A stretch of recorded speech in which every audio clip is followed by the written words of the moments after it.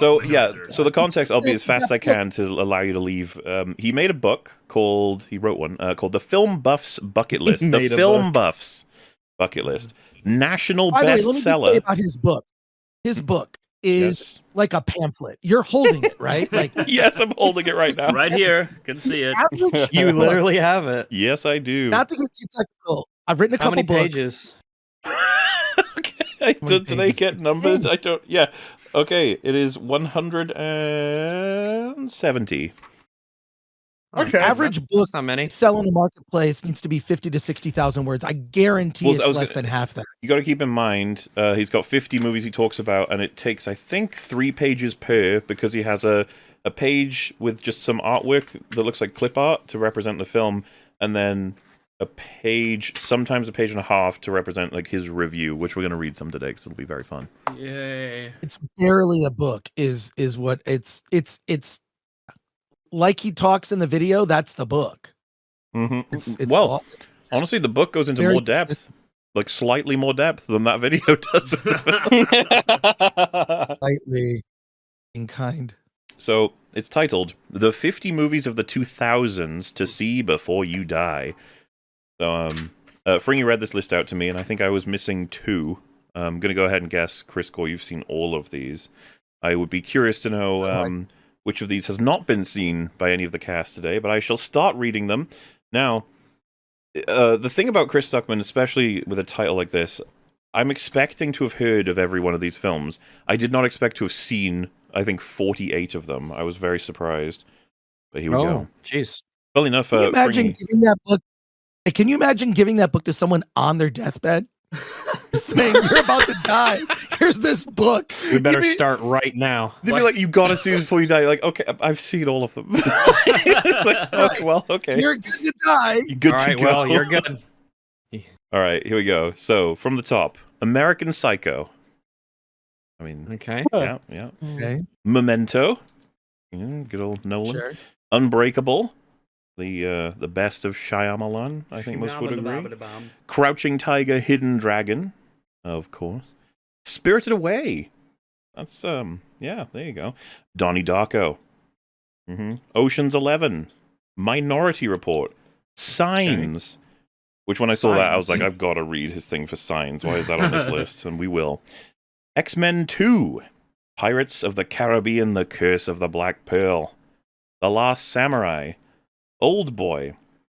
The Lord of the Rings, The Return of the King. Woo! No Fellowship, no Two Towers. Boo! Fuck you! I'm sorry. Are you insane? I'm so sorry. Chris? Just only Return of the King. You He could have just put Lord of the Rings trilogy, but maybe that's, I don't know. Spider-Man 2. Wild. Collateral. The Incredibles. Shaun of the Dead. A History of Violence. Kiss, Kiss, Bang, Bang. And then we reached one, funnily enough, I think when you described this to me, Fringy, you said Hidden Cash. Or Hidden Cash. I said to you at the time I hadn't seen it because I didn't recognize that name at all. But on the book it says Cache and then in brackets Hidden. Me and Rags watched Cache. We did, and boy, I did not enjoy it. I was not hugely fond of it, no. But I have seen that one. So I was like, holy shit. Would not recommend. Casino Royale. So is it Cash or Hidden Cash? Sorry. So it's Cash, I think Cache or Cash, and then in brackets Hidden. I think that means that's the English translation. I'm not sure. Oh, okay. Casino Royale, The Departed, The Bourne Ultimatum, Zodiac, There Will Be Blood, No Country for Old Men, Trick or Treat, I guess. Trick or Treat? Yes, that is. It's like apostrophe R, yeah. An anthology Halloween movie. I like it. I think it's neat. The Dark Knight, like it too. Coraline, 500 Days of Summer, Inglourious Bastards, Inception, Toy Story 3, Drive, Mission Impossible Ghost Protocol. When was this book written? Because I'd be curious how many Mission Impossibles fought over that spot, you know? Well, and also 2000s I thought meant 2000 to 2010, but this list includes films that came out like after 2010. Oh yeah, dude, if we actually got a list of all the films that didn't make it to this list, I think we'd all die. The Avengers, Snowpiercer, Prisoners, The Winter Soldier, Enemy, Under the Skin, which I'm kind of shocked is here, to be honest. Yeah, see, there's what I mean. A lot of these films are from the 2010s, Yeah. not the 2000s in the general sense that people think of it. But... Edge of Tomorrow, The Babadook, Birdman, Whiplash, When Marnie Was There, which I don't actually... That's the only one I don't recognize. No. Mad Max Fury Road, Creed, and the best one saved for last, of course. Star Wars The Force Awakens. No. Make sure you see that before you die, okay? Corporate approved and so list. I mean, in a sense, you kind of so- want to see it before you die, just to see what they did with Star Wars. No. Protect I suppose those old more people from relevant seeing part it. is, like, Why Man, die that is happy? the thing about that list is it's just like those are like a lot of really predictable, safe choices. Yeah. There's not many like, oh, huh, you know, there's not, You know, like- wow, except for like, wow, The Force Awakens, holy shit, okay. Yeah.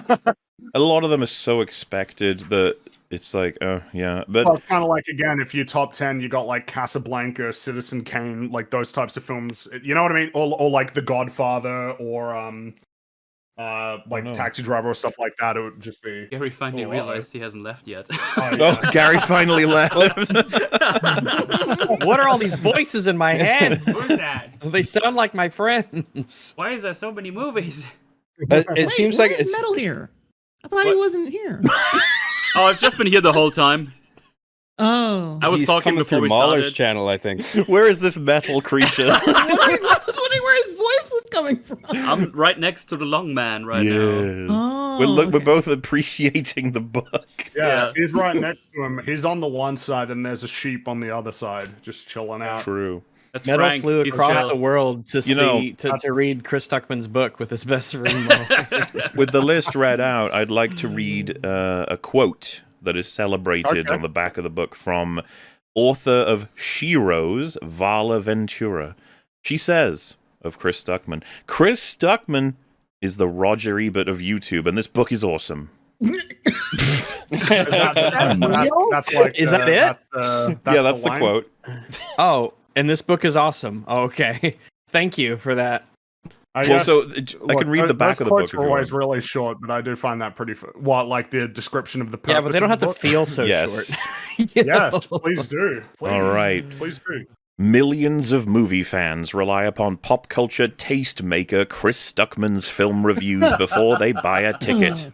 Why? Tastemaker. I don't Because know. Stuckman delivers Don't the ever goods. call me tastemaker. Oh god, you're not ready for this. I hadn't even read this I guess before. Call me Before the fucking era of the asshole word. before you call me tastemaker. I guess this is before the era of influencer as a Influencer. term. Yeah. He's a tastemaker, which is decidedly more awkward. So Yeah. it continues. Because Stuckman delivers the goods with deeply informed and thoughtful reviews that help us sort out the must-sees from the don't waste your time schlockfests. Schlockfest sounds like an endorsement. I'll gonna absolutely say, why watch a not check that out? Schlockfest. And that also sounds pretty negative, Chris. Yeah, well, this was written before his change. This was the sorry. old Chris. Yeah, This was before sorry. his rebirth. This was before the Okay. Stuckman Renaissance. He must I take the see. book Okay. down because it's mean. We can't have meanness. His honest take as a cinephile is something you can always depend upon. Oh, he wants to fuck movies? Oh my god. This is what sets him apart from the pack and makes his bucket list selection an excellent guide to movies you just gotta see before you start pushing up daisies. I'm sorry, but who loves I thought film it could be- needs this list? You know? I don't know. Yeah. I mean, I'm It's like told a self-help guide for people who already know how to do the thing. I'm told day in day out that I have like the worst mainstream taste levels ever, right? But the taste maker himself has provided a list in which I only don't recognize one and haven't seen two. Like, come on, man. The tastemaker. I can just die according to him. But I'm not exactly looking to. All right, this continues. Since the turn of the century, movie lovers have been enjoying a second golden age. But which films are the best of the best? What are the top movies since 2000 to see before you die? In the film buff's bucket list, Chris Stuckman, one of YouTube's most popular film reviewers, not so much anymore, gives us his best of the best. These are films you must see before you die. As Stuckman says, my love of movies turned into the art of film. What? What? What? My love of movies turned into the art of...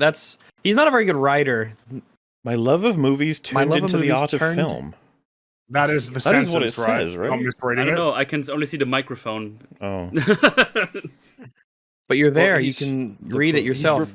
Yeah, He's referring love to of his movies own turned into transition the into art of a filmmaker. Like he wasn't a filmmaker before, Okay. and now he is, right? I assume that's My what love he's of talking about. oh, he's trying to. That's not great grammar, but that's okay. No, that still doesn't make any sense. Because my love of what? No, love what? I mean, I'm just trying to guess what the fuck he might. No, be I think you're referring right. I think to. what he wanted to say was, "My love of movies turned me into a person that makes movies." I always love when you Yeah. when I read something, say, "Oh, it's probably a language barrier," and then you guys are like, "I don't know what that means." Like, "Oh, okay, I'm It's fine." the Stuckmann Listen. barrier. Americans have trouble with language barrier. A good movie is like a bomb. It can soothe, enthrall, entice, inspire, discover bomb? movies. What? A bomb can entice? I don't Wait, fucking know, wait, man. I didn't write this. What do you want me to Is do? that what he meant? BALM? A Yes, balm? a bomb. Okay. Remember, I'm British, so I say Oh, bomb. okay. All right. Oh, okay. Discover movies you and your family will love with this book. What? Start the popcorn. Start the popcorn. Start the popcorn. I mean, I guess- hang on, I'm just gonna turn on the Oh, popcorn real quick. begun. Well, you that you can Start they it. do you can Well, but like, nobody you says get the start the popcorn. Never heard that popcorn. before. You get say the grab the popcorn. Grab the popcorn. I'm gonna prepare Start the it. No, popcorn. I'm gonna make some it's a popcorn. second language. You put Start the the key in the popcorn. ignition of popcorn Of and the you get it popcorn. going. I'm hitting play, guys. Get the popcorn started, and then we have to Yeah, wait start for it it up. and pause it 5 minutes in. We have another quote Press the from button. Alicia Malone, film Oh. reporter and author of Backwards and in Heels. She says, Okay. Chris Stuckmann's intelligent take on film has seen his popularity on YouTube skyrocket, and his passion is easy to see in this book. I The don't film believe you. buff's bucket list has a fantastic selection of movies, both big and small, that all film lovers can enjoy. This is a wonderful reference guide for the times where you don't know what to choose, and will enhance the knowledge of all movie geeks. I mean, if you say I just so. don't buy that movie geeks have seen these. Most of Well, yeah, these, 'cause if not again, all of these them. are a movie geeks lot have of, seen most of these. If we were to make a book here on EFAP with all of our very good friends, if we were to put our collective brains together and we were going to introduce people into, I guess, this sphere of the hobby, then we would pick a bunch of movies that would incorporate different elements of the filmmaking process. So we'd make sure that the movies would have like really good cinematography or like the use of color, some really good characters. We'd pick some long movies and we'd pick some really short ones too to be able to show the difference between them. But it'd be a varied list that covers all the bases, along with the explanations as to why this is something that you should maybe appreciate. And here's what it did well. And you can contrast that with these movies that are done really poorly, so that it's really easy to, I guess, to see and to learn this stuff. It wouldn't just be see all these good I'd be movies. recommending bad Right. films, to be honest. I'd Also, putting I- Return of the King and Spider-Man 2, it's like, bro, come on. Well, I mean, if you're gonna include like a sequel, surely you're gonna have to include the earlier one as well. If the story's There's only 50 like, entries. it's for really- okay. Yeah, you can't we gotta well, clean yeah, this I up. guess there's that. You can't And possibly obviously, write more. there's probably no point in talking about all the. I mean, obviously, good films will be omitted no matter what if you limit yourself to Yes. 50. But it is again. It's just like, man, they're all like very normal choices. There's not many surprising ones. What's very cool I'm about like, this oh wow, really? is that the way it's written here is that you can cross them off your bucket list and you can rate them from 5 or out of 5 stars. So Yeah. that's pretty cool. Because that's what you do if you're a movie reviewer. You rate things out of 5 stars. Hell yeah. Or Yep, 4 why if you're use Roger 10? Ebert, right? I always found 4 to be weird. Oh yeah, he did 4. Oh. Yeah, 4 No. is weird. Forest I'm shit. going to read his Signs review, but then all of you, I expect all of you to target one of the ones I mentioned, and then I will read the review of that particular chosen one. I will happily read the list again to you if you require that, but I assume something stood out to you. At least I hope so. Well, I've already heard that once. I'm gonna grab more alcohol. Wow. He's right, you know. I read it to him. I actually got to dip out, guys, but this has been a pleasure. Well, yeah, what's your assessment of Chris Stuckmann? Give us your unadulterated thoughts upon the man himself. It's just so basic. It's Try all not to be mainstream biased. Hollywood. It's all mainstream Hollywood stuff. Nothing interesting. No radical choices. No independent films. No foreign films. No whatever. I mean, it's just like it's like a list of movies that came out. That is what he compiled and then decided to spew thoughts on paper, right? Which is, I don't know, like I feel like I learned nothing.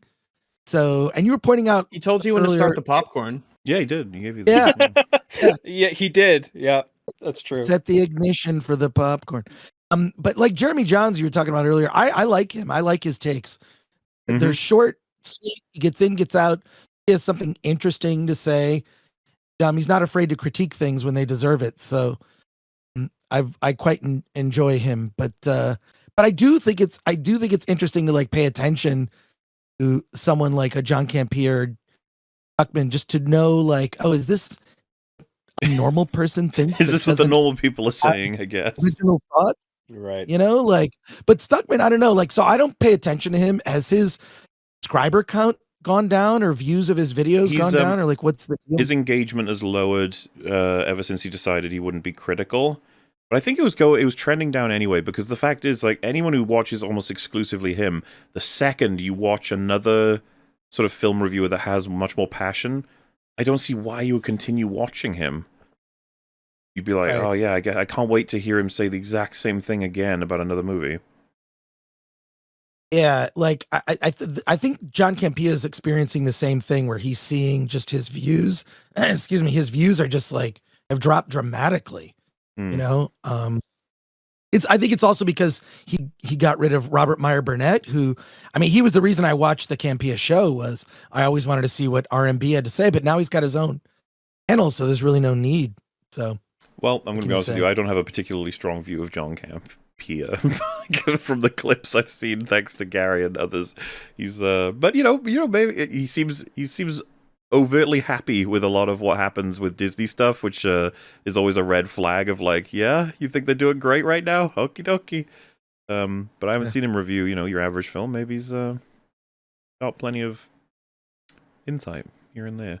Probably not as much as Chris Stuckmann, of course. Right. But gentlemen, it's been a pleasure hanging out with you. It's my first EFAP, so thank you for going easy on me. Glad to have you, sir. We'll try and get you back again to maybe talk about a movie, one that we love. Yeah, that'll be fun. Yes, no, definitely, just something interesting. But I don't even know, how do I leave? What do I do? Just go to a different Discord? Big red button. The hang up. That'll work. It's a red button. You're having to walk me through this. It's like Gary trying to get out of a room. Well, as you saw, Gary an array of 5 buttons underneath the not player icons. The fucking Gary took like a whole hour to leave. So all right. Big red button. You got this. Well, Merry Christmas in jail. Hey, everybody. Later. Bye. Great hearing from you, man. Peace. All right. Well, I guess I can read you his signs review now if you'd like. Oh yes. Yeah, Mel, you did the whole time. Even went for a pee. Ow. Yeah. Oof. He's abusing himself for the art. It didn't even hurt, but I said ow anyway. Yes. Signs. 2002. Drama, sci-fi, thriller. We've all seen Signs, a classic, starring Mel Gibson, Joaquin Phoenix, Rory Culkin, directed by M. Night Shyamalan. Beautiful. Studio Touchstone Pictures. All right, here we go. Here comes the way he does this is you'll be like, this is the movie, and now here's the reasoning, so get ready. If you read the introduction to this book, then you already know how important this film is to me. It literally changed the way I view movies. The only reason I'm writing these words now is because my mum took me to the theater in 2002, changing my life. That night, I sat in my room a new kid. Signs affected me so much that I even attempted to recreate the film in a shoddy and pointless shot-for-shot remake. Our resulting film was embarrassingly bad, but it undoubtedly communicated my love for filmmaking at that age. Almost all the negativity I see directed at Signs are from complaints that universally miss the point. Idiots. People tend to pile hate on Shyamalan Toxic. because they watch his films from a very straightforward, wooden perspective, with most of his movies, and especially with Signs. This is not the right approach. On paper, Signs is about a grieving family dealing with an alien invasion occurring around the world. Mel Gibson wow. gives a harrowing performance as a former priest trying to protect his family from this otherworldly threat. Simply follow this plot and Signs still works as a marvelously suspenseful, surprisingly funny thriller. Hilarious. That's it. Oh, Is that everything he has to say about that the was movie? just him whining that people don't like Shyamalan on. Oh, you know what? I'm That wrong. was There was just another whining. page. There's 2 more paragraphs. I'm so sorry. Oh, Here we boy. go. Oh, wow. We haven't even seen this before. Pronounced This is new. Shyamala Oh. Ding Dong. I mean, I was counting on you to reading me all of it. Here we go, man. There's Oh my more. god, I'm so excited. But where Signs truly shines I don't know. is its brilliant subtext. Mm, The film is riddled with hidden meanings that Oh. few audiences pick up on. it's very secret. The loss of faith, denial of a higher power, heaven, hell, demons, angels, prophecies. Wow, it's like a Zack Shyamalan's- Snyder film. Shyamalan's script and subtle art direction build a truly touching story, Mm, God. and one that many have overlooked. You can watch Signs as enjoyable escapism, and it still works. But if you're willing to dig a little deeper, I'm positive you'll discover a thematically rich and powerful work of art. It still hasn't stopped inspiring me, and it never will. Even the movie You ended. don't have And to that's dig it, into right? Signs at all to find loss of faith. That's like the character talks about it overtly. That's not like subtext. Signs is a bad movie. I like it, but it's not good. Signs is maybe actually we weren't the so wooden. Signs is the movie, along with The Village, that turns Shyamalan from being a good director into a bad one. That's and then Lady in the Water's after this, right? Signs. Yeah, but the problem is that your Pinocchio, MauLer, you have a You're wooden. wooden. Perspective. That's you. Oh man, damn it! I think your nose got So, larger you, too. As, you and your filthy lies. As Little Platoon just pointed out, nobody missed what Signs was about. We got it. It's but aliens well, that don't know how to open doors. the better Signs the film way- is Scary Movie 3, by the way. True facts. The way Chris writes about it, I mean, I don't know how old he is. I don't know if this is the case, but it sounds like he's describing his first experience at the theater. Like, is that the first thing he went to see? 2002, That so he can't would be, be right? I don't know. Can't be it. He would have been around the age of 10, something like that. No Okay. way. That was. It wouldn't be his first first. I mean, It would have been the right? one that affected him the most, which, you know, it can be anything. Which, by the way, is fine. But claiming nobody Yeah. understood it, that's so fucking cliche. Right. Yeah. Not that I've never claimed that about certain movies. That's okay. I'm just saying, Signs of all things. Like, Right. Yeah, why yeah. didn't you pick a cool movie like Pokemon the movie? yeah. Well, like if he's just describing his first theater experience, like Would that's be the first 14. movie that he saw in a theater that made an impression on him, and he's like Damn. excited about it. Then Apparently like he was whatever. 14. I mean, like, okay, Okay. Okay. yeah, okay. I don't know if that was the first thing he saw, but like, I mean, I've talked before about my experiences watching Lord of the Rings blowing my mind, but I was 7, 8, and 9 when I saw those in the theaters. Mm. You yeah, can imagine. Very formative movies. You can imagine they blew me away. Well, I leave it to we'll go from left to right from my Discord. So Fringy is the first. What review would you like to hear from the selection? Wait, are we having to actually like go through several? Of Not these all of now? them, just your choice. Pick one. Well, yeah, but that means we're gonna go through like 6 of them. Yeah, could you read me the list one more time? Let me. Well, I'll just find the list. Yeah, you know, Because if you it's can on post a list so IMDb. everyone can sort of figure out which one they want to get while we do the next Yeah, one. hold on. Let me. I have it here. take a Let look. me see. Oh, yeah, what What do do you I want? wanna Oh, my want? God. Alright, if you- Well, let's go with the Incredibles. Yeah, okay, we'll do metal first with The Incredibles. Now, the reason I'm going to need to speak excessively is because I got to find it. So here I go Yeah. speaking as if there's something happening when really there isn't Yeah, I at can all. speak too. There's like 2 people. Holy on fuck, one he's speaking microphone. too. but That's I'm one. I'm picturing MauLer and Metal both awkwardly using the same Like keyboard and crammed mouse. into the same mic. I don't know if he ordered these. No, I need to type now. Stop He it. did order them, I think. Okay, so Incredible should be 500 Days of Summer. No, this isn't ordered. Damn you, Chris. Oh, it's not? How am I supposed to find them with ease now? I guess he doesn't want me to, specifically to prevent me from doing a stream like this. Well, there's a chapter list, surely, right? At the front of the book. Maybe there is. Who knows? Let's have a look. No. Yes, I am physically with the long man in the No. same room. Isn't that crazy? Wow. It's not The even Germans finally getting what they want. I don't know how to type. There's no chapter list. not even the first time that happened. It's crazy. That's just silly. It is silly. That's just silly. He's got the list at the end, but he doesn't have a page number for them. Why won't you do your list in the same order than the thing you've written? Well, page numbers and indexes and table of contents, that's some pretty high-level stuff that you don't learn early on as a writer. That's some, those are some industry secrets.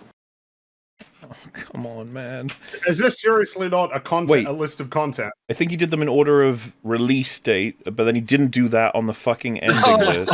Chris, you fucking retard. What's wrong with you? No. Incredibles. Yeah, but he didn't do that on the collective list at the end. Why? He did them alphabetically at the end, I think, did he? No, that's just So random. he did 3 different lists, 3 different orders. They're not the Okay, well, same I mean- listing, I know that much. If When it's did release order, Incredibles come out, Nice. Fringy? You'd know that. 2004.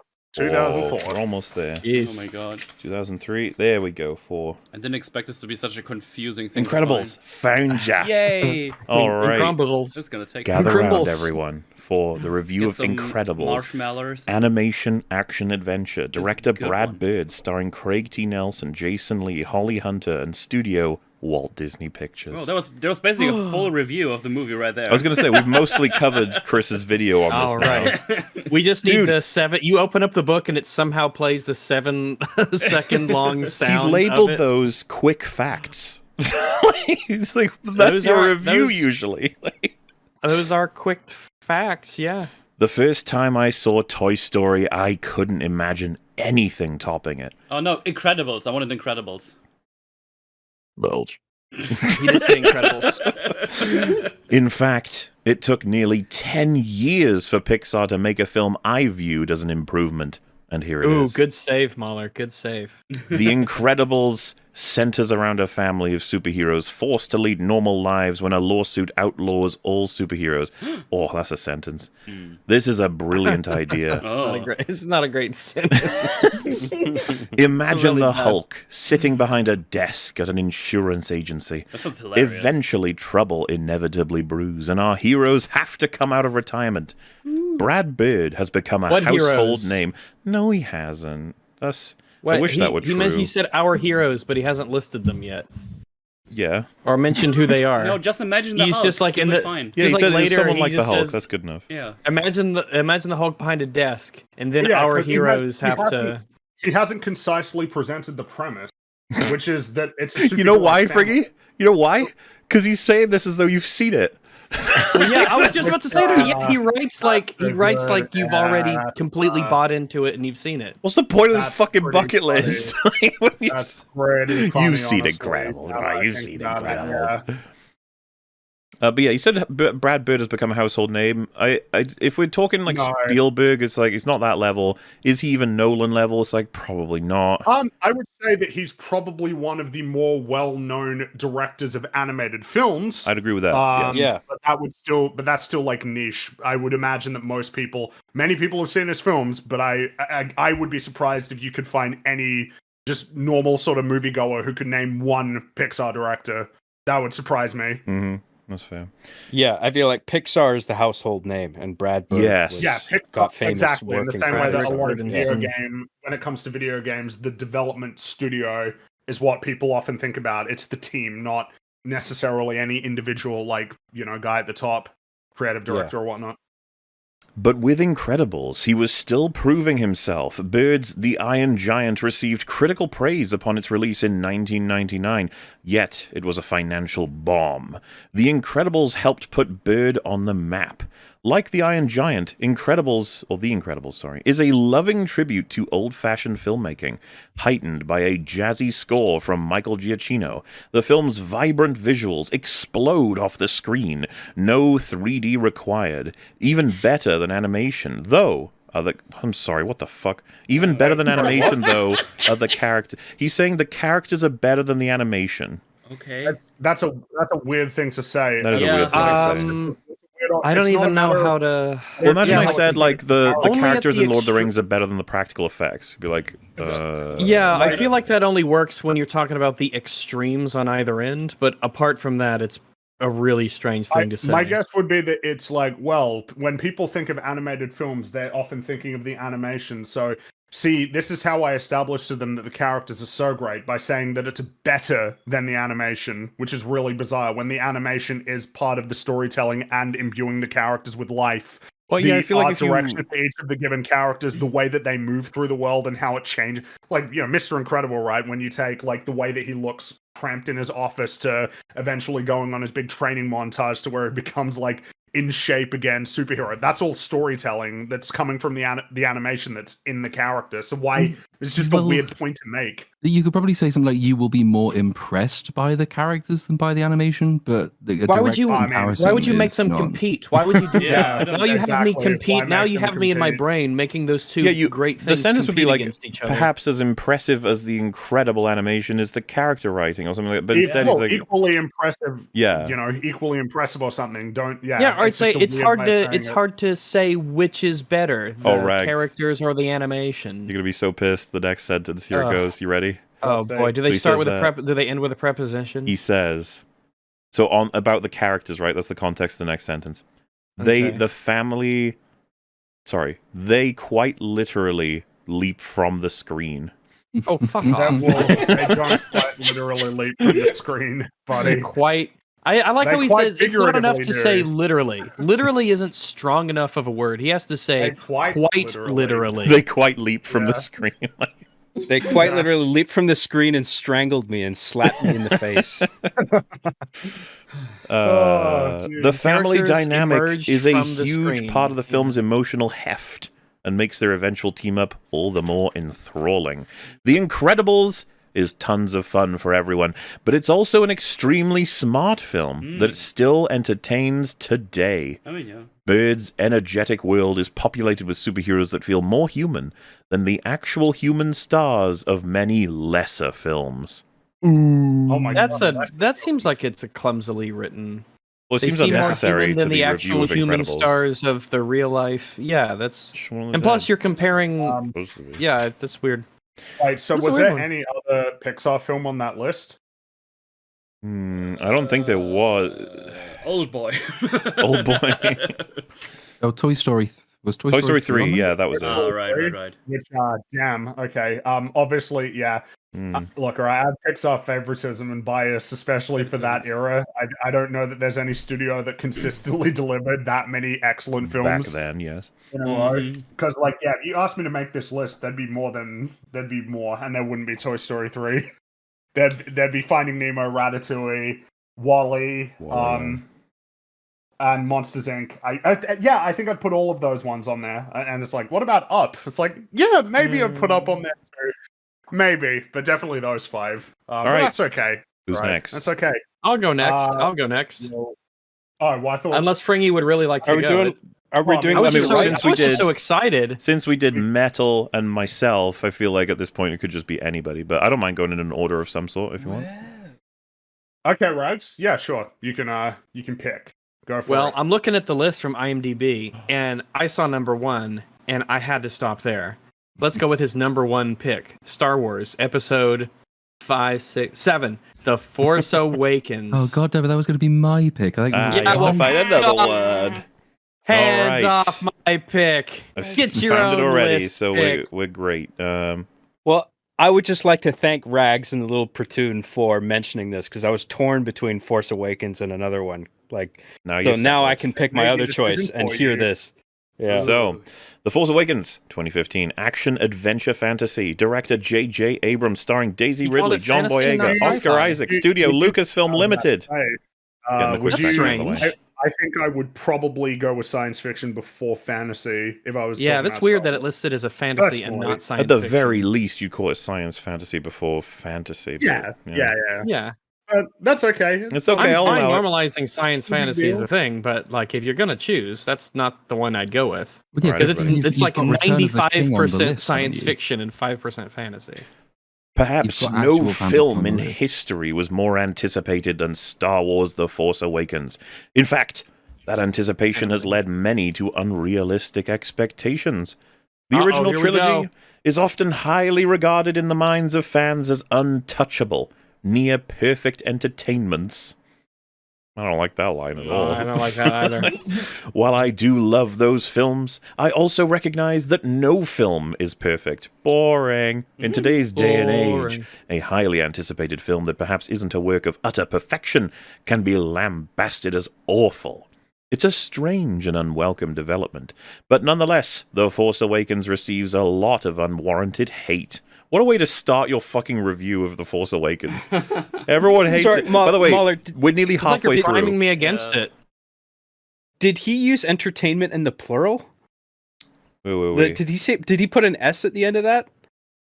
The sentence in full. It's just not always. Yeah. The sentence in full is the original trilogy is often highly regarded in the minds of fans as untouchable, nearly perfect entertainments. That sounds weird to me, but okay, if that's a thing, then I wouldn't use it there, because if you use entertainments, you normally are trying to group a bunch of different forms of entertainment. Like if you go to the fair, the fair would be a place of entertainments, many different kinds of entertainment. But we're talking about a bunch of movies, a collection of movies. So also, if we're picking apart the grammar, highly regarded as untouchable is redundant. If it's untouchable, then obviously yes, it's highly regarded. It'd be regarded as untouchable. Yes. I mean, we can all agree it's an entertainment. Very true. I'm starting to think it is one entertainment. Very good writer. I will take one entertainment, please. All right. That will be $1. I loved this film, and I honestly feel that in years to come, and especially with future releases, it will garner great respect. Oh no! Nostradamus over here. Oh, Christopher, no! You fool! Was this written in 2015? That could. I think it's 2006, like early 2016. At least Google tells me it was February 2016. It's very similar to that Kramer clip of saying, "Don't take your money out of Bear Stearns." It's like, oh, whoops. I want to read it again. It's such a funny line. I loved this film, and I honestly feel that in years to come, and especially with future releases, it will garner great respect. So the opposite came true. With horrible releases, the TFA has lost an incredible amount of respect. It's now considered dirt, basically. Pretty much. And then he goes on to say... JJ hasn't made many movies since. No, well, Rise of Skywalker retired him. So, kind of. Well, I would think it's considered the least dirt out of the new 3 ones. Because that's like the safe retread of A New Hope, right? So what's happened with a lot of people is that they see it as the reason everything went to shit. Like it started it. So it depends on who you're talking to. But I think you're right. I think if everyone was settled into choose the worst, the TFA would come out on top. I think. Because people have a very personal hatred for TLJ, and then most just film lovers think that Rise of Skywalker was an insult to film in general. Mm-hmm. Right. So he goes on. Hell, The Empire Strikes Back received a surprisingly lukewarm response. No, it did not. Lukewarm response. Everyone, I don't know what's going on. Like, came out. My parents don't care that much about Star Wars, but even my mum knows about Star Wars because of that. She was alive when this was going on. She was like, yes, everyone fucking was obsessed with Star Wars. It's like, why are you pretending like you could just say, yeah, most people didn't really care about Empire, you know? Like, this is kind of a meh movie. It came out, you know. Oh, such bullshit. Received a surprisingly lukewarm response upon its initial release back in 1980. You always wonder, like, what exactly is the point that someone's trying to make?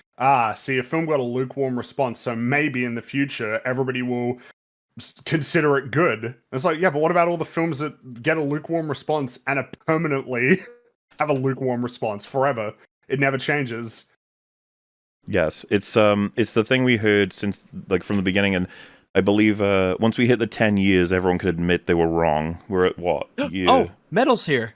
Yes, we're getting close. Hi, Metal. Hello, Metal. 8 years, 8 years removed from The Force Awakens. We're getting there.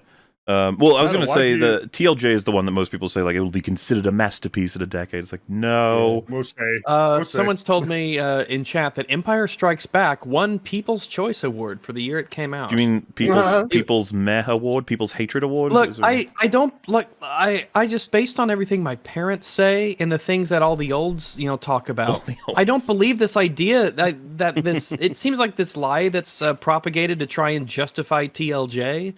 that The Empire Strikes Back was not loved when it came out. It's bullshit. Everyone knows it's bullshit. Well, Empire Strikes Back is what turned Star Wars into like a franchise. That's what made it the franchise that it became.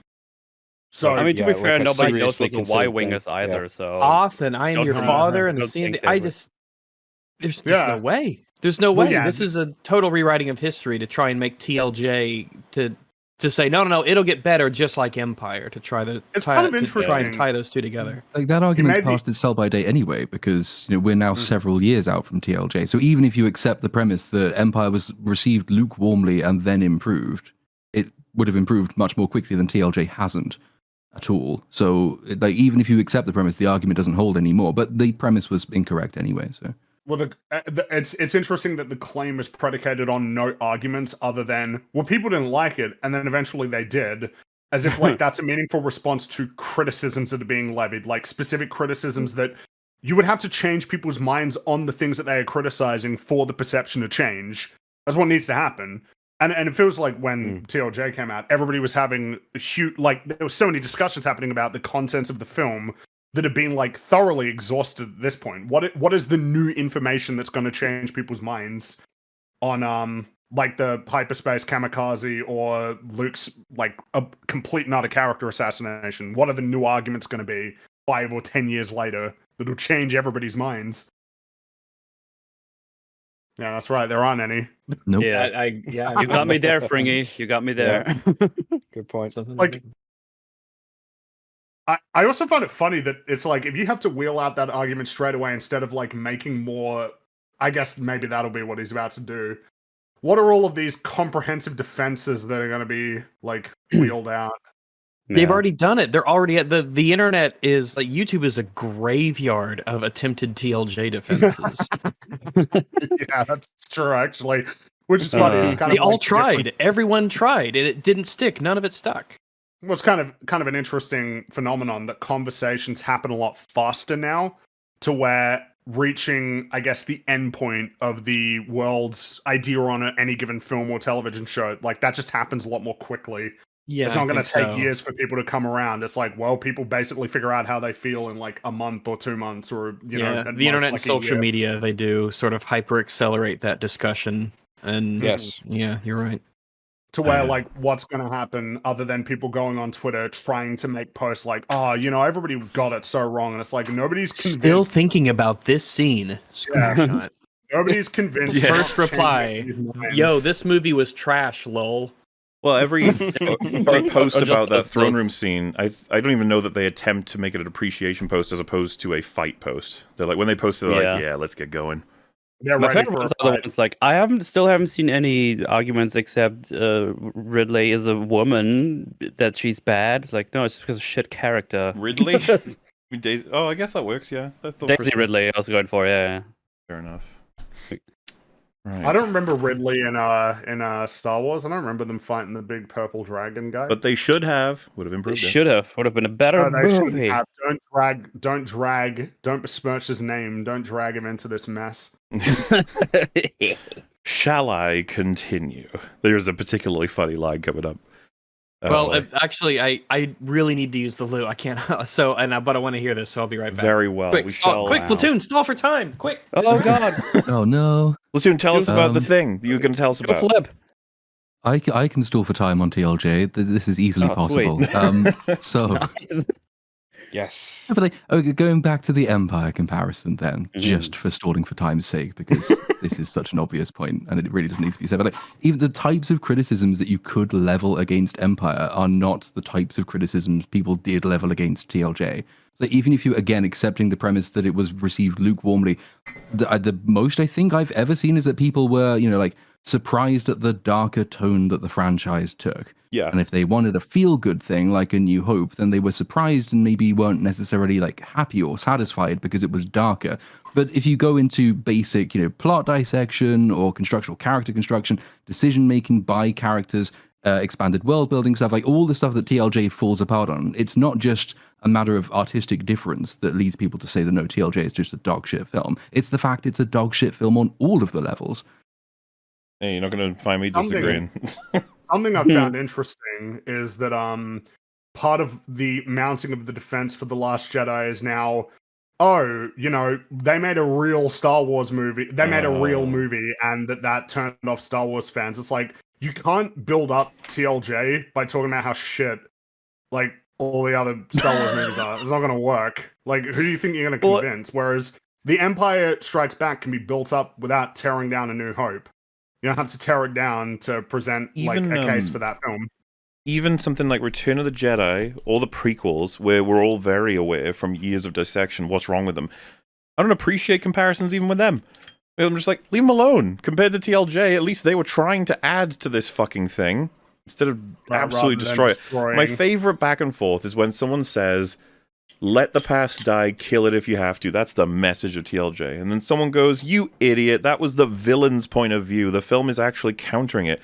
But then the more interesting take is then to see someone's like, you idiot, that's obviously what Ryan was trying to do, but he created a film, and people would argue intentionally, that actually does support that point of view and does destroy its legacy, does kill the past. He believes that's the way to move forward. That would be his version of subversion. Meanwhile, we have tried for many years on EFAP to try and push back on the damage he's done to subversion. Some of my favorite films of all time incorporate subversion, and he's made it a dirty word, so thank you for that, Mr. Johnson. That dirty subversion there. What a big Johnson he is for doing that. Oh, he probably is a small Johnson. Oh! he's at home listening to this right now, and he's like, oh, wow. that milk motor guy is just too much. It's too much. Of course the Germans said that, fucking piece of shit. Fucking German. Then you get like the other ones as well when they get a bit desperate by the end and say, well, Rey is not a Mary Sue, and anyway, Luke and Anakin were Mary Sues, so it's fine that she is one. No, none of that's true. But also, yeah, the compulsion to try and tear down the thing before to make the new thing seem better. When you start getting to that point, when you've stopped arguing for the film on its own merits, then you are already losing that argument, I think. God, that conversation got so poisoned because people like moved it into what is a Mary Sue and whether or not she categorizes correct as it, or whether or not it moves on in a meta sense, or whether or not it's like, can we just talk about how she, as a character she was? That was like where we were going with that. So you have to like reformat and be like, she always, any struggle she encounters in the entire story either ultimately benefits her or she escapes it immediately. And then they're like, yeah, that's okay. Like, okay. God, I think there's a weird thing going on there where it's like, I mean, I'm not a Star Wars guy, but like I can recognize like broad storytelling. What kind of guy are you? And like when you're telling a who are you?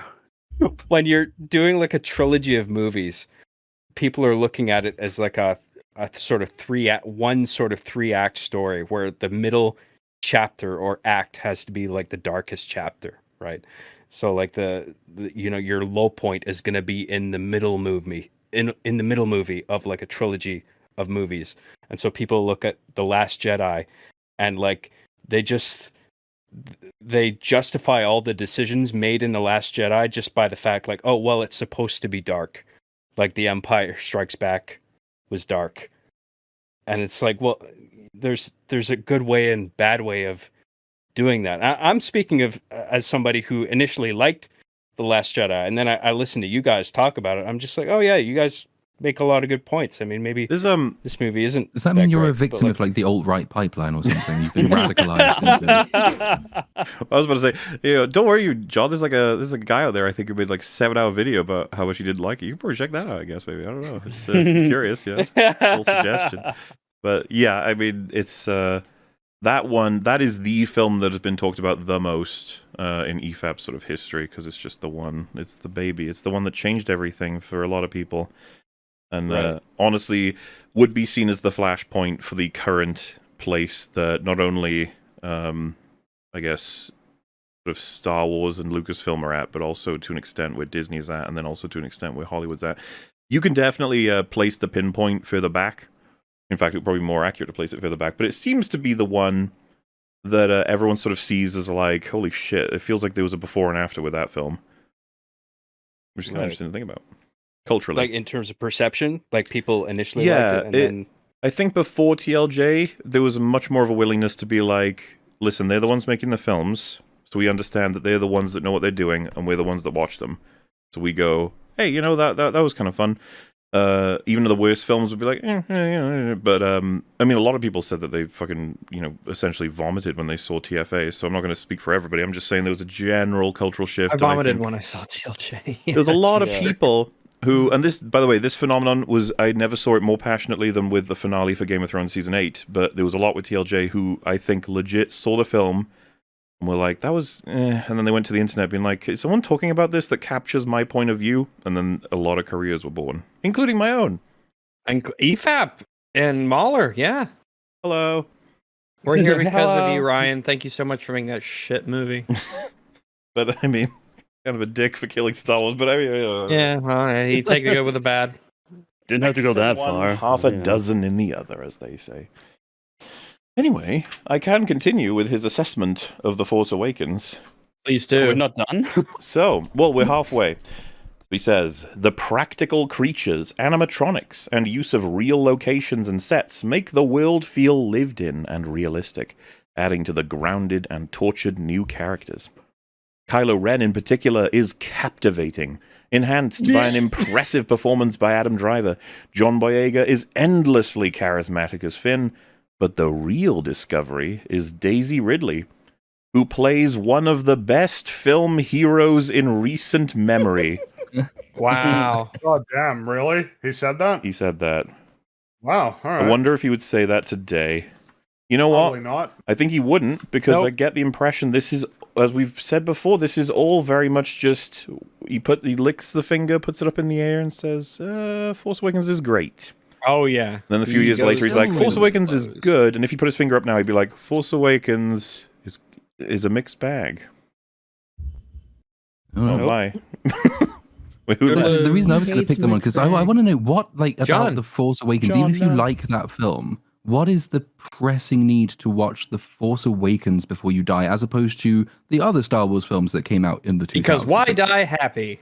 Well, that's true, but they on an artistic level, like, adding to the galaxy, whatever it is, like, why wouldn't you pick, I don't know, even with all its flaws, something like Revenge of the Sith is a more, like, Star Wars and Star Wars. He is a direct product of RLM, and in the sense that he is 100% in line with them on the prequels. He would never express a different opinion.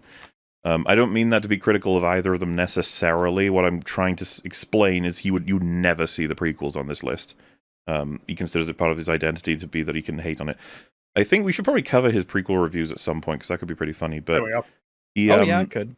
You know, like all of us, I assume here agree that all three prequels beat out The Force Awakens. In fact, they all beat out the sequels, just in general. They beat out the sequel trilogy. Mm-hmm. They're bad movies, but they definitely beat out the sequel. Well, the sequels are impressive in how they were written. In any case, he actually makes vague reference to what you're talking about. If I continue here, he's going to come up. He says, Ridley, as in Daisy Ridley's work here, is so real that I'm itching to see what else she can do. Another great addition was Oscar Isaac as Poe, a cunning pilot and a very fun character. Cunning? I just find that funny. He's a very fun character. Cunning? Not really. Very fun character. I mean, you know, there's more cunning expressed by Finn in that scene. He's the one that kind of does the work. I don't know why I wonder what he was thinking when he wrote that. Well, he wasn't, but I mean, don't know. I mean, he's just not in the movie much. No, and there's not even with TLJ, which I'm guessing. Yeah, it was said this was written in 2016, so it doesn't even Must have have that. been written before TLJ. Yeah. The Force Awakens also breathes. Oh, wait, sorry. While it follows a similar formula laid out in previous films, that's pretty funny. The Force Awakens breathes new life into the franchise with its energy, its humor, its emotion, and above all, characters. That's really funny. I feel like that statement aged so terribly. I think, honestly, though, this 100% matches what everyone was saying when Force Awakens came out. This was the take. Mm-hmm. Especially, it does feel like The Force Awakens was kind of the first of what a lot of films were trying to do at that time, which is grab as much of like the iconography that people recognize of whatever franchise you're trying to like reboot or retool or continue, but like in terms of the actual substance is vacuous. And that like this was kind of early on where when you see all of the visuals of all of like, oh wow, look at the look at the TIE fighters and look at the X-Wings and look at like the droids and everything, isn't that cool? That now that doesn't really work as much anymore. People are like, oh well, yeah, I mean, yeah, you can do that. You can make things look like things I recognize. But it's almost like now you're kind of sitting there worried, like, oh shit, are you actually is it gonna be written well? Yeah. Is it gonna do a service to the series that I like, or is it just gonna look like the thing that I like? You know, like it's fucking Halo, right? That's like that was what that was. I mean, like, TFA annoyed me coming out of the cinema for that reason, because I came out thinking, God, I really hope the next one isn't just Empire but bigger. But I could kind of understand that the rationalization was, well, you know, it's been a long time since Star Wars and the prequels weren't universally loved, so you can understand from the studio perspective, you're going to do something that's familiar to everyone, get bums back on seats, restore faith in franchise, and progress from that point. I didn't like the film, but I could kind of understand the decision-making process, I thought. And then, obviously, the rest happened, and it got much, much worse. But now also, like everyone else, as you say, everyone else is also playing so much on just member-berry iconography stuff that it ceases to like be a strategic thing, and it's more just laziness at that point. I saw someone saying, I watched it in a video, and I was kind of convinced that Tron Legacy is The Force Awakens before The Force Awakens. And I saw them compare them, and I was like, oh shit, that's kind of true. Like, in terms of the approach they made the film with. Okay. Yeah, because that film did Tron Legacy sort of regurgitate what the first Tron did? Is that what they're kind of saying? It was, that was supposed to be, at least from the evidence they presented in the video, this is so long ago that I watched this, they tried to argue in the video that it was Disney's attempt at making what Force Awakens ended up being before that, as in, like, this was going to launch a big franchise, but it didn't do well, and they were like, oh, fuck, abandon ship quickly, so that we can move on to the next I think I understand what you mean, because, like, Tron Legacy led with a lot of, like, it led with the bikes. The bikes happened really early on, because that's, like, the thing that everybody remembers. Yeah. I'd say that Tron Legacy is a more imaginative film than TFA. Tron Legacy took more risks conceptually. I remember liking it. I don't remember how it stands up, but the style was really cool. It's an interesting looking film. The style was definitely cool, but like they introduced a bunch of like new conceptual stuff into, I think you could call it the Tronverse or something. But you know, you have the ISO creatures, like sentient digital things, which they didn't do anything with because they all got wiped out. But it took more imaginative leaps with its story than TFA did, certainly. I would say so. Yeah. Daft Punk, man, that was a great soundtrack. That was the soundtrack was cool. Soundtrack. Yeah. So, yes, what I was getting at in terms of what he implies, this is the end of the paragraph. He says, it was so refreshing to once again see a Star Wars movie with entertaining, likable characters. So, obviously... Name one.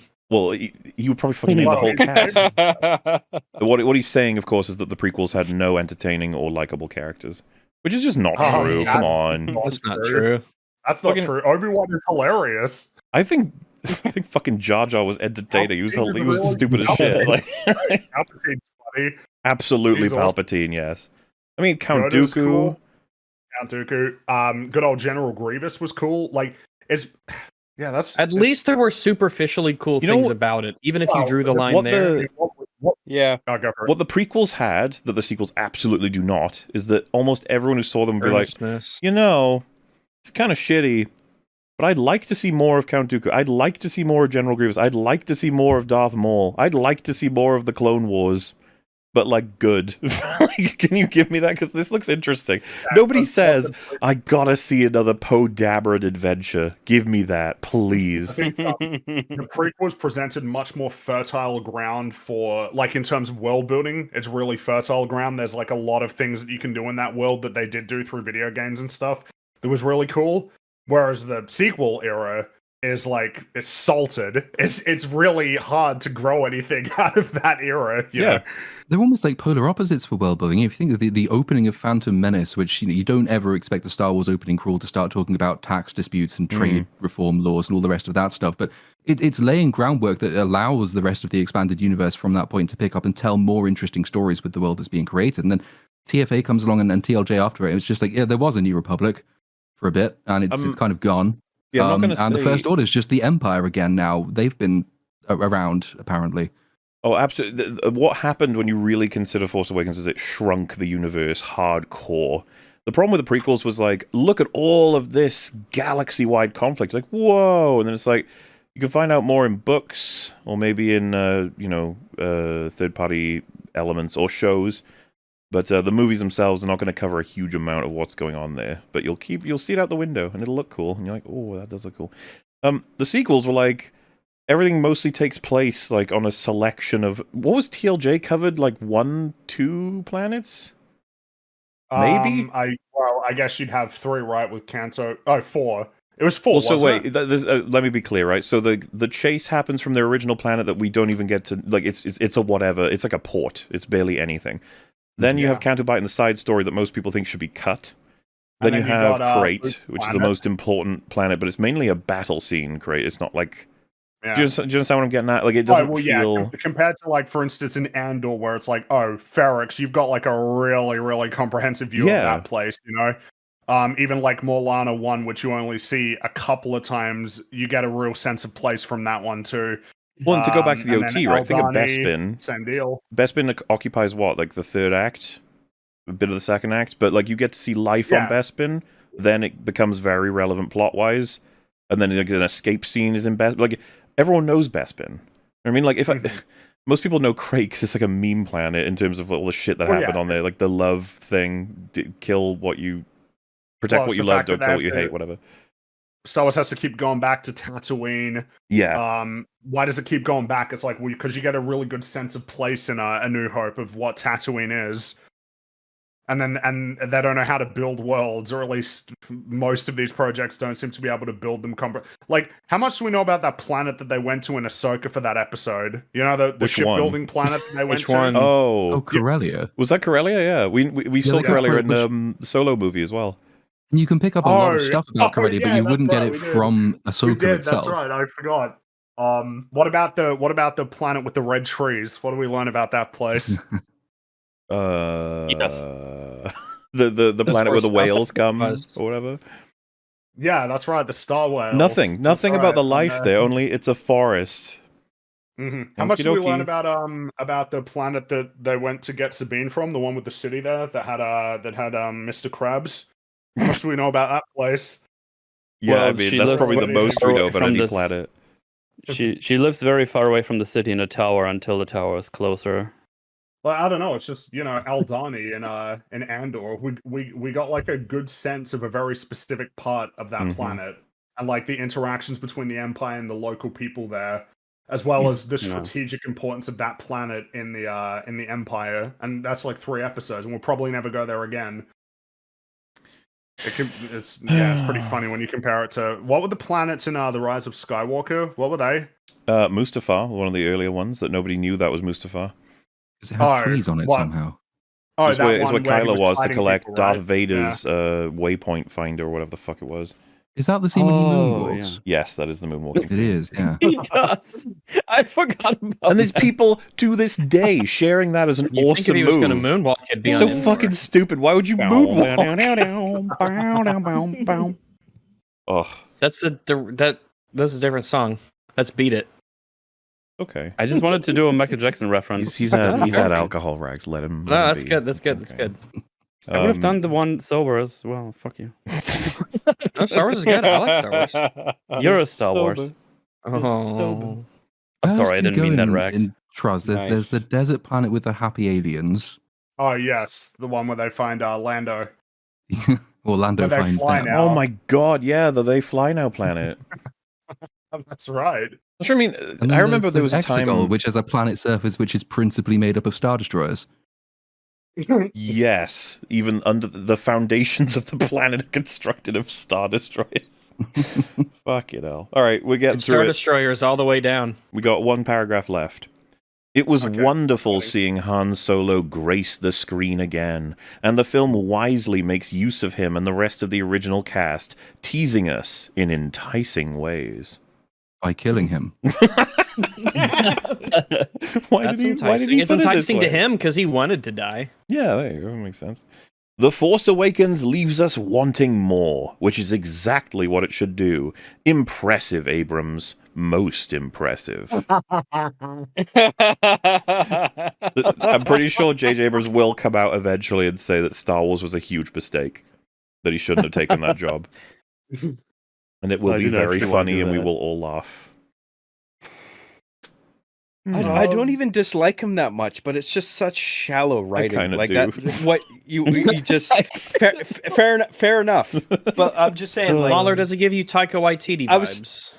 I was never really that sort of him, but like when I hear sentences like that, it's just like you are just writing fluff, like surface fluff to sort of distract people to avoid actually diving into what actually makes this film good or bad or whatever, right? Like it's a dodge. Well, that bugs me about it. It's actually interesting to bring up Taika because part of what makes me really annoyed is that I know he's capable of really good shit, but he's like lazy and fucking around because he's doing the thing of being like, Star Wars, that's not art. I'll get the money. Marvel, that's not art, whatever. Ooh, I can make my own movie where I care and like do blah blah blah. And it's like, fuck you, man. Why can't you like put more effort in and actually, especially taking care of something that people care about? That'd be nice. And then, you know, J.J. Abrams is not quite the same beast. This is a guy who just, looking back on his whole career, I'm starting to wonder. Because it was funny, Alias comes up every once in a while. And it's like, what's Alias about? And it's like, well, there is a series of magical items that belong to someone who built them years ago that no one understands what they do or what they're going to lead to. And I was like, oh shit. Like that's like, it's like pure magical boxes. It's like, what's Lost primarily about? It's like an island that no one knows why it's here, what it does ultimately, and that it's mysterious and has loads of unanswered questions about who's there, what's happening. It's notoriously known as one of the worst ending like seasons of television ever. It's like, fuck. Like he really is consistent. I think the wildest one was rewatching Mission Impossible 3, where the item in that film that's so important that everyone's after and all doing kinds of things that nobody knows what it actually does. It's like, fucking hell. He keeps doing it. How can he keep getting away with it? And I guess that's the thing, is that with the Rise of Skywalker, he was forced to answer questions that he raised, as well as follow a story that ignored a lot of his material, and then it just revealed what kind of storyteller he is, which is not one. He can't do it. He just can't do it. He can't. I mean, if you can't end a story, like, I mean, what are you? You know, like, as a storyteller, if you can't complete stories, if you can only start them and then pass them to other people who have to sort through your mess. Well, and so what's funny is we do the meme because I just wanted to, that you can't keep getting away with it. But the thing is, he didn't get away with it this time. He's not getting away. I guess he got away with it in terms of making a lot of fucking money. Yeah. But it looks like he's not making anything anymore. He's had that thing, that like deal with Warner Brothers for like the last 4 years to make a bunch of DC stuff, and he hasn't made anything. Nothing's materialized. And I guess he'll probably walk away from that deal with a bunch of money, but I doubt he'll get another one like that again. Which, yeah, I guess that's, you know, who's next? Happens eventually. I'm just taking a look at the list here to see what does he say about No Country for Old Men? No boy. Why did you pick that? I want to know. I haven't seen it in a long time, but I'm scared. Alright, wait. What year did that come out? That was 2007. Okie dokie. I thought it would be much older, to be honest. I don't know why. Such a fucking good movie. Let's see what he says. I love that movie, so I want to see what he has to Unfortunately, for No Country for Old Men, it only earned 1 page from Mr. Stuckmann, not 2. Wow. So he had more to say about The Force Awakens than No Country for Old Men. Dude, he loved The Force Awakens. I think I can understand that. There's an element of No Country for Old Men that I would almost want to be kind of brief with it, so that you kind of go in with the sense of discovering what it's about and trying to say, if that makes sense. I understand what you're saying, Rags. I do understand it, but I don't know if that was his motivation. I wonder if it's I'm not saying that this is what he did. No. But yeah, as someone just pointed out, he only had 2 pages for TFA because otherwise he was bitching about people hating it, which, yeah, that's true.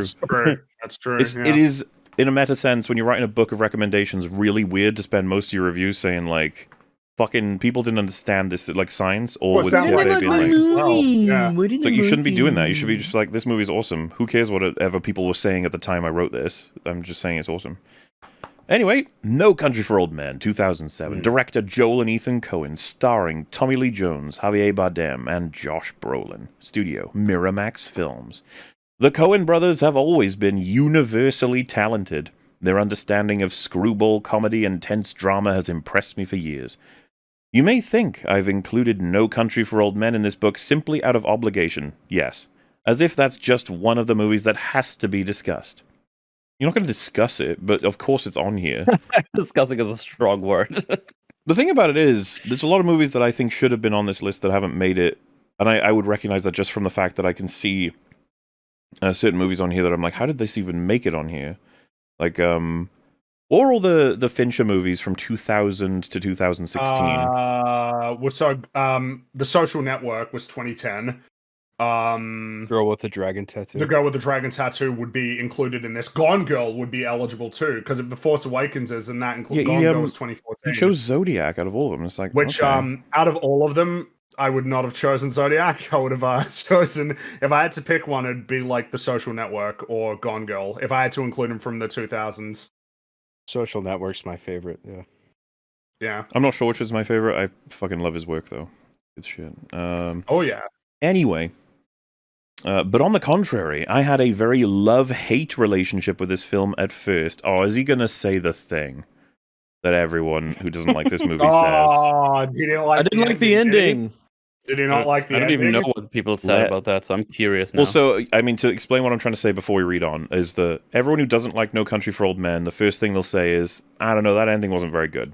The ending was bad. It was, you set up this whole plot of, like, hero versus villain, and then you have it all end off screen.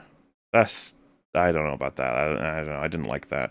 Really liked it up to then, but didn't like that. That's the thing. That's what everyone says. And well, let's see this. We're done with first paragraph out of 3. We're on to the second one now. It's reviews. It's like so annoying. I came close to hating No Country upon my first viewing. I'm sure the ending had something to do with that, but I also found the film painfully boring. Oh, is this another Blade Runner situation? Blade Runner? Oh no, is it Blade Runner? But then I watched it 17 more times. Yeah.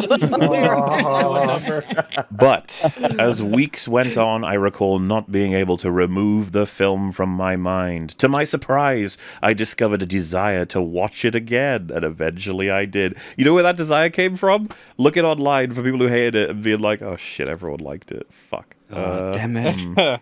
I can't have my own opinion. What? No. Oh god, it is Blade Runner. 3rd paragraph. Here we go. With that second viewing and the subsequent watches in future, I began to notice so much that I had missed the first time and grew to deeply respect the filmmaking and the gorgeous cinematography. No Country for Normally the gorgeous cinematography is something you notice the first time, even if you don't like it. That's the most notable part. We're halfway through the paragraph. We're running out of time for him to tell us what's good about the movie. Okay, let's go with that, and then I'll here we go. Get my thoughts. No Country for Old Men is one of those rare films that seems to grow and change every time you watch it. For that reason alone, it deserves to be in this book. Oh, he doesn't even so, to summarize, he likes the movie. His assessment of No Country for Old Men, just to be quick here, is that, I didn't like it at first, but then I did. It's good. Yeah. Basically, yeah. No elaboration, yeah. Like, this should be such an easy thing to fill pages with. So, you could go, and he's like, oh, I watched it for the first time, and I kind of already almost hated it, but then I just thought about it, and I don't know why, and then I watched it again, it's like, oh, now I liked it a bit better. Okay, now you tell me why you liked it better. You can just tell me what was your thought process. That's like an easy thing you can just write. That's like 5, 6, 7, 8 pages. You can easily write about that thought process alone. And then at the end, you can go like, okay, I started to appreciate what was going on there, and I actually understood what was going on. Like, why do you keep it so short? I don't understand. And Metal, if you think about it too, right? On rewatches, what changed according to him? What he referenced specifically was that he began to notice so much, and then he said the filmmaking and cinematography. That's 2 things. The things that you would almost certainly appreciate a good deal of. It's not even that. It's filmmaking is way too broad. I don't even know what he's referring to exactly. Filmmaking, that's all of it. And then cinematography, which I think most would argue has been mentioned. That's one of the things you'd pick up first time around compared to a lot of other things.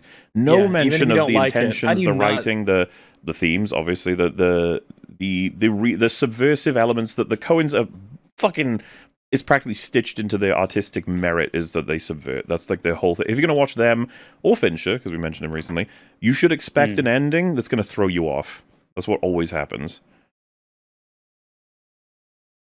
Yeah, I will say, like, maybe this is partially in Stuckmann's defense, but like the first time I watched No Country for Old Men, I overall liked the movie, but I didn't like the ending. And then as I rewatched it, now it's one of my favorite movie endings of all time, because I understand now what it was doing. Sort of at this illustration of a man who feels so out of place, and feels like the world is sort of evolving without him. He has no guiding marker. He has no mentor. And as a cop, it's like crime is evolving to this point where it's just like, I don't even know what to do, how to behave. Yeah, he's used to small town stuff. But he's getting this hugely violent and intricate, like all kinds of insane shit happening. He's not ready for. It's not the world he belonged to. It's an amazing film.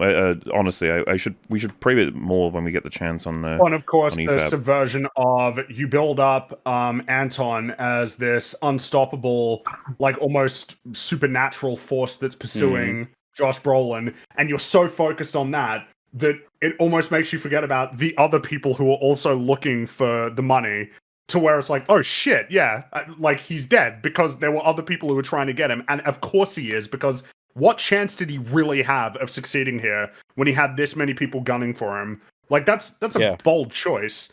It's very uncommon. It's very subversive. Well, I love the POV of Tommy Lee Jones's character entering the final battle post-battle. And just being like, what the fuck has happened here? Jesus, this is insane. How is this even happening? I'm not ready for it. Like, all of it comes so into focus. And then, of course, it's changing. The fact that Anton is defeated by bad luck, potentially defeated by it, because we don't know for sure. But that the person who's been this incredibly calculating operator throughout the whole film, incredibly precise, seemingly unstoppable. The world's in his control almost, but then car crash, because the world is not in your control. The world is ran a chaotic stop sign. and unpredictable. Yeah, that's what happens when you run a stop sign in a suburb.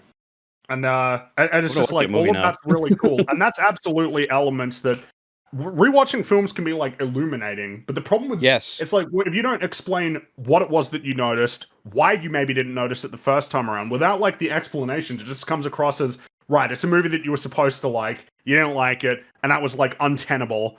So you had to keep rewatching it until you could justify to yourself that you liked it. Because in the absence of any arguments, what am I supposed to conclude about what you actually think about the film? Yeah. I mean, I just had that with The Killer, because MauLer and I rewatched it. Because he asked me, what do you like about it? And I did a bit of the pause every 5 minutes and talk about it format. Oh yeah, I mean, I love that shit because I already liked it a lot, just on it being like a cool action thriller kind of dealio. But I didn't even pick up on all the actual things that are going on. And then we went through it again. It's like, oh shit, this is like even better now.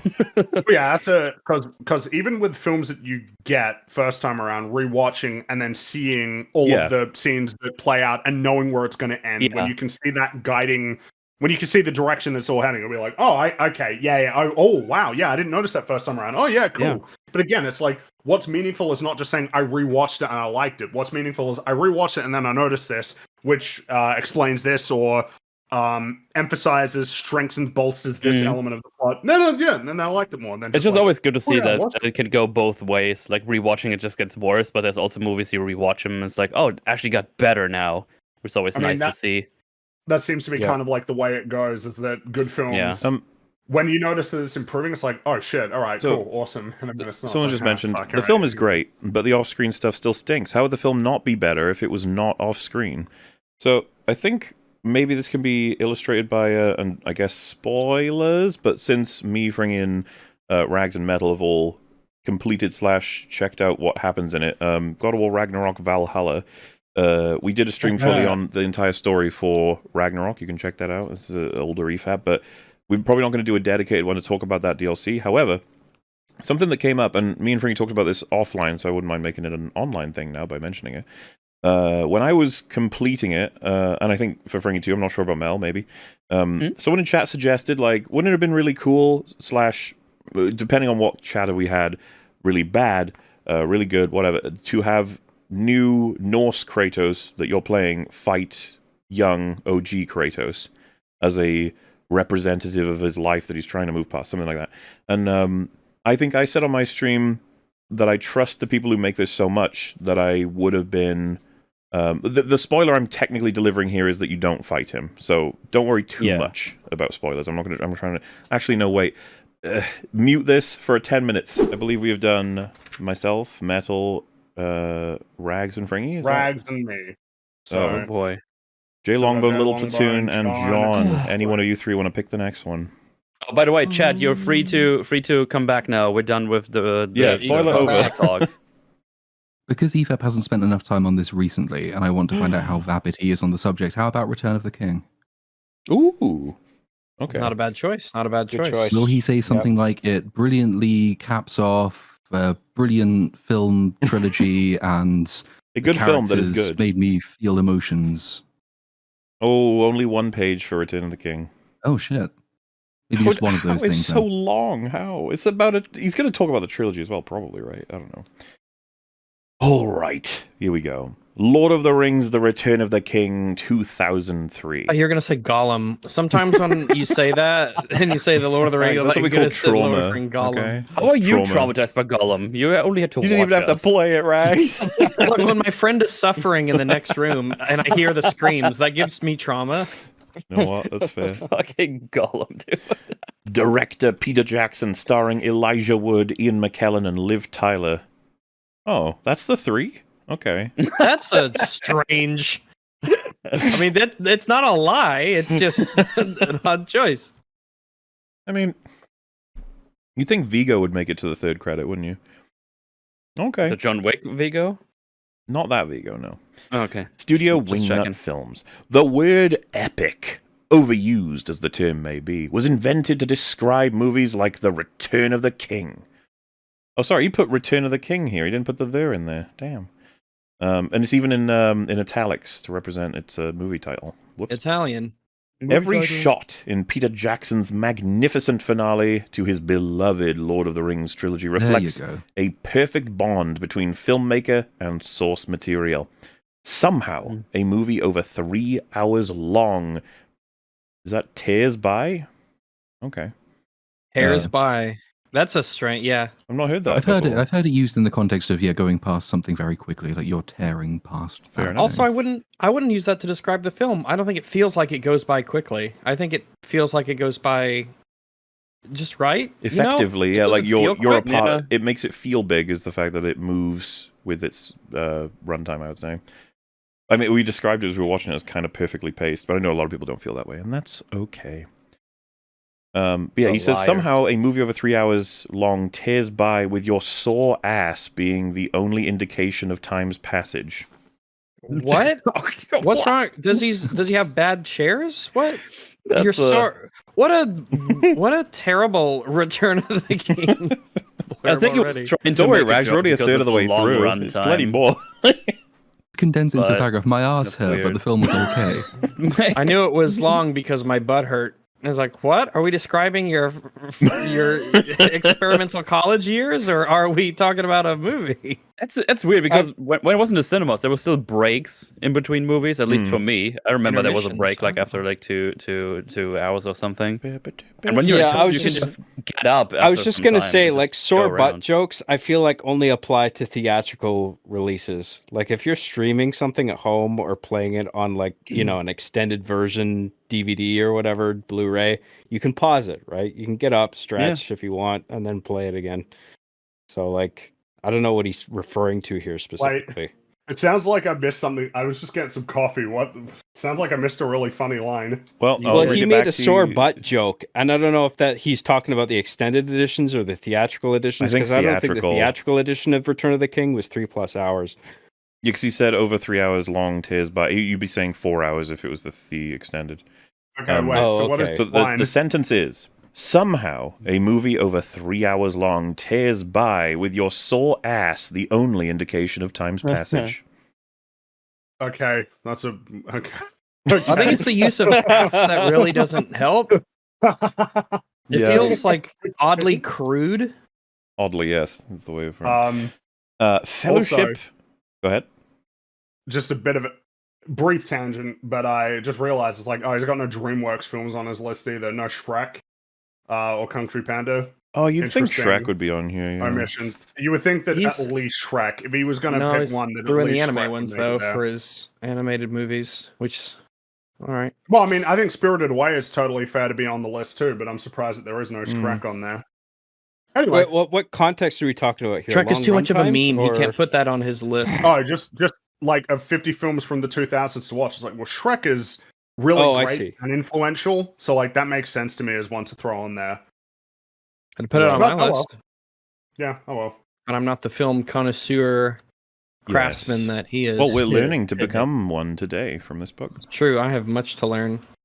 All right, so Fellowship and Towers are both wondrous achievements, but Return captured the looming sense of dread and finality, at last providing closure to the journey of J.R.R. Tolkien's famous heroes and villains. Wow. So I guess Tolkien didn't do it, but the films did. All right, then. Tolkien's like, what are you talking about? Why'd you say it that way? Return. He keeps referring to them just by the... I guess that's fine, you know. Return harnessed a powerful emotional wallop, somehow making every scene feel grander than the last. Is it possible to harness a wallop? I don't know. Oh yeah, some countries have actually transitioned to a wallop-based economy. Yeah. Have they? Mm-hmm. Yeah. Can I harness a wallop? Google would know. In hindsight, it's amazing that the trilogy turned out as well as it did. Jackson filmed his opus back-to-back, which in the past has proven to be a terrible idea. Matrix Reloaded and Revolutions, anyone? What the hell? In the past, that was after he did that. Actually. Yeah, what? Terrible example. I think it's hardly an equivalent. Why would you say... The Matrix was filmed afterward, so there's no precedent. You can't cite that as a precedent. It happened after he did it. It's a post-cident. Wait, remind me, when did Matrix come out? Matrix 99? came out in 99, but so Revolutions and Reloaded was like 2003. They were done after Lord of the Rings. Lord of the Rings was filmed in 1999 and 2000. So, you know what I mean? How are you citing like, yes, filming back-to-back is risky, as demonstrated by a film that came out after you did this. It also doesn't even match, because Reloaded and Revolutions are both considered bad, while Matrix was filmed on its own, separated from them. You know what I mean? Meanwhile, like these three were filmed together, so like it doesn't. I'm pretty sure when the first Matrix was made, they had no intention at the time of making two. Of course not. No, that has a definitive because of the success of the first movie, the studio was just like, let's turn this into a couple sequels at least, right? I suppose the point would be that citing something that happened afterward as the precedent for why it was risky to shoot Lord of the Rings concurrently. Oh, he explains. It's funny. There's one line here to explain what he's discovered through Matrix Reloaded and Revolutions, and that what he believes, I suppose, that Lord of the Rings is a trilogy avoided. Here it comes. This is the sentence. It's hard to correct one movie's mistakes when you're already filming the next one. I mean, in the same sense that it's apparently difficult to fix problems within a film while you're shooting that film. Yeah, that would be the same thing. Does that make a lot of sense? Not really, because you can just do reshoots. Yeah, all the actual difference would be is that it's longer as a process. Yeah. As much as you can admit, like, well, yeah, but you can't make changes in sort of a retcon way to film one with film two if film two's already been filmed. It's like, well, I guess the counter argument would be that if the film already exists, you can't change that film at all. Well, I suppose the irony is that you can go the opposite direction. If Lord of the Rings was filmed and then released and then filmed and then released, it might have been that fan reactions to the Fellowship might have damaged Two Towers and Return of the King. You never know. Precious can go in both directions. Yeah, that's true. That's totally true. So, kind of a silly point. It kind of depends on the film. Well, and it's like, wait, what are we doing again? It's like, oh, sorry, we're 3/4 of the way through a review of The Return of the King. And it's talking about how it's not necessarily good to film multiple films in a trilogy or series back to back. He's almost suggesting that it's bad to do back-to-back filming, which is like, what? Yeah, I'm a little bit he's confused talking about the Fellowship point there. He's trying to make. Sorry. Was he talking about Fellowship of the Ring there? He was talking about the trilogy.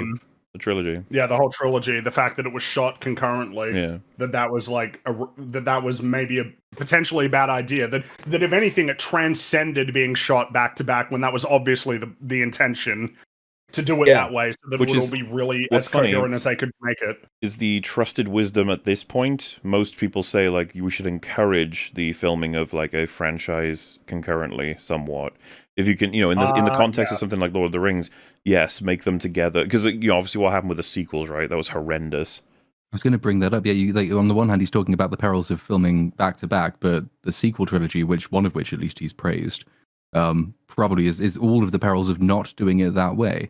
You've got too much time to try and take account of fan criticism, shift directors, shift writing direction. I assume that he is not planning to rewatch The Force Awakens again in his entire life, even though he praised it. What? He watches it every year with his family. Well, this is part of a phenomenon that we've commented on, and it both sucks and is awesome. The cultural community aspect, the social aspect of film watching, or rather even media enjoyment or consumption, where I was saying this before, but it would have been really cool for some of our favorite stuff to have come out at a time more so like this, where we all get to talk about it and make videos on it and have back and forth with everybody and discuss it and stuff, versus like, take Lord of the Rings, for example. How fucking cool would it have been? And also painful. You have to wait the whole year for the next one and then talk about it and wait the whole year. You know what I mean? Like, all of us talking about it, that would be really cool.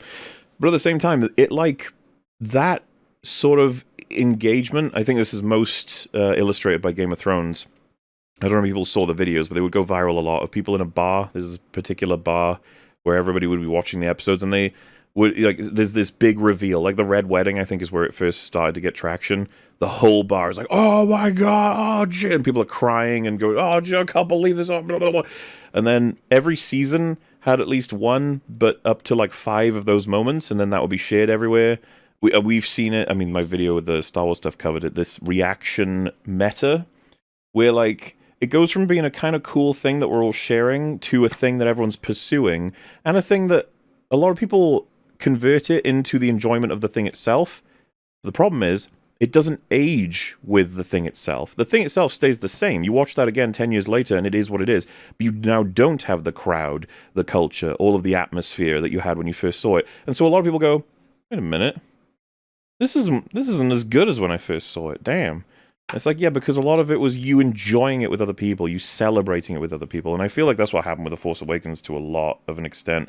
Certainly happened to Game of Thrones. In retrospect, a lot of people don't have good things to say about anything past season 4 as a whole. Like, there's highlights, but there's a lot of stuff where people are just like, oh, I remember going nuts. I remember enjoying it a hell of a lot, which was fun.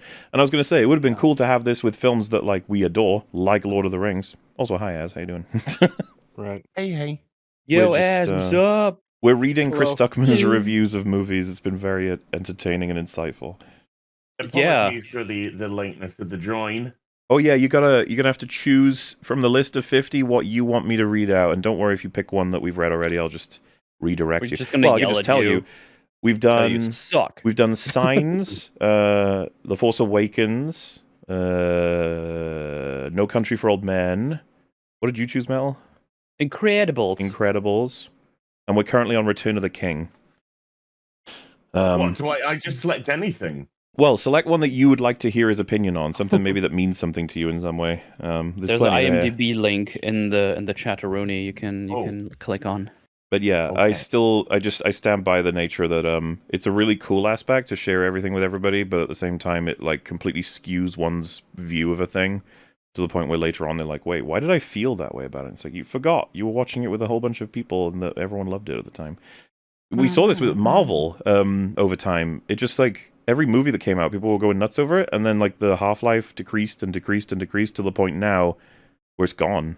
Wasn't it Love and Thunder that was the first one we noticed? We were like, whoa, the switch on that was quick.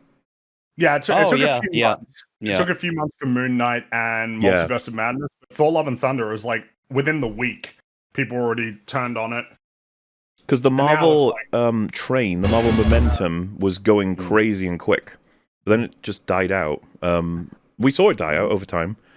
But even like Black Widow was like, no, it was awesome. It was great. And it was really cool to see the backstory and that, Scarlett Johansson did a great job and that everyone should check it out. And it's like, what the fuck? No, it was terrible. So It wasn't at all. But it's all stopped now. Like the Marvels, fucking hell. Before it came out, People talked about that for 12 minutes. People decided that was over before it came out. Let's be honest. Even fucking Marvel decided that was over before it came out. That quote came out, right? The ice skate quickly over thin ice or whatever. It's also like, it's really hard to do group react content when there's only 2 people in the cinema for it. So it's never going to be as... Yeah, we made jokes about that. The 2 people enter, they're like, "Are you reviewing this for YouTube?" It's like, "Yeah, you? Yeah, TikTok." You're like, "Oh, okay." Oh, so let's sit together. You want a beer? Woo! Marvels! When we both know they're planning on doing critical reviews anyway, so... And one of them is like, "That was awesome." It's like, "You're dead to me." So anyway, to continue. The final paragraph of his review of The Return of the King. Yet, by some miracle, Jackson barely missed a step. Return of the King won 11 Oscars, an unprecedented feat for a fantasy blockbuster. 2 words that Academy members seem to loathe. To this day, it's one of the highest ranked on IMDb, and it's still visually spectacular 13 years after its release. It is. He didn't say anything about why it's good. He just said it's good. No, he just said it's really good. Why? Well, because there's 4 paragraphs, but he spent here's the 2 thing. of them talking about how it shouldn't have been good. But it was. I don't know. I mean, Chris needs to understand that when he makes these lists, that the fact that it's on the list is already the implication it's good and we should see it. So you don't have to spend all that time in the little tiny blurb you give to just say that. What was the one we read that implied that he was talking to someone who'd seen the film? Was it Incredibles? Where he was talking about it as though people had seen it. I think it was. Rags pointed out, he was like, he hasn't even told us what the movie is yet. And it's like, no. Oh, I couldn't remember which film it was, but it's just funny that he does this. Like, it's like a list of movies you know you should see. You're like, what's the point of that? Alrighty, I suppose next suggestion we can go with Jay Longbone or John first, I suppose. I was gonna say The Winter Soldier. Ooh. Sorry, Az, that's been chosen now. You gotta find something else. I'm looking at the list right now. Winter Soldier. Oh, I'm gonna have more beer. The Soldier of the Winter. I'm not gonna lie, the soundtrack's pretty killer. Oh, this one gets 2 pages. Well, a page and a bit. Whoa. So, there you go. That's like 2.5 paragraphs or something. All right. Captain America, the Winter Soldier. Director Anthony and Joe Russo. Starring Chris Evans, Samuel Jackson, Scarlett Johansson. Studio, Marvel Enterprises. Marvel Enterprises? I think you mean Marvel Studios. Enterprises. I've never heard it said as I've never Marvel heard of Enterprises before, yeah. I don't think that it's... Has it ever been called... I thought it was Marvel Entertainment was the company. Marvel Enterprises. Maybe he put the wrong word in his book. But I mean, the studio is Marvel Studios. Yeah. And if he's talking about like the distributor, that's Disney. Okay. Well, I don't know what to tell you. Apparently. Okay. So formally, it was called Marvel Enterprises. That's what it used to be called. Oh, I just saw Marvel that. Entertainment LLC. That's yeah. Oh, someone said that's when Paramount was still involved, but this is 2014, so. 2014 was when it was Disney. I'm pretty sure The Winter Soldier was distributed by Disney. Whoops. Anyway. Let us begin. Growing up, the idea of seeing my comic book heroes on the big screen seemed like a dream. Thanks to the success of films like Iron Man and The Avengers, that dream is a reality. As much as I loved the aforementioned films, though, it was Captain America the Winter Soldier. Oh no, it says Captain America the Winter Soldier. No, this is your book. That's the shit that pops up with the little red squiggly. That's the red squiggly would have saved you, Chris. That can happen, all right? Oh, the red squiggly. That can happen. Typos can happen. We know it can happen because I just highlighted that it happened. Yes, we believe the reality. Oh man. No. Well, I'll just I'll post it to you Metal guys. Gear Solider. I love that movie. We Were Soliders. It was it was really good. Solidus Snake. Well, the reason it's called that is because Captain America had to take the super solider serum. So. The Winter Solider. It's okay though. It's fine. Captain America: The Winter Soldier has brought harsh, unforgiving realism to the Marvel Cinematic Universe. All right, that's the intro. Next Iron Man was paragraph. pretty harsh. Cool. Harsh, and unforgiving realism to the MCU is what he said. Yeah, you know what? I am fine with that.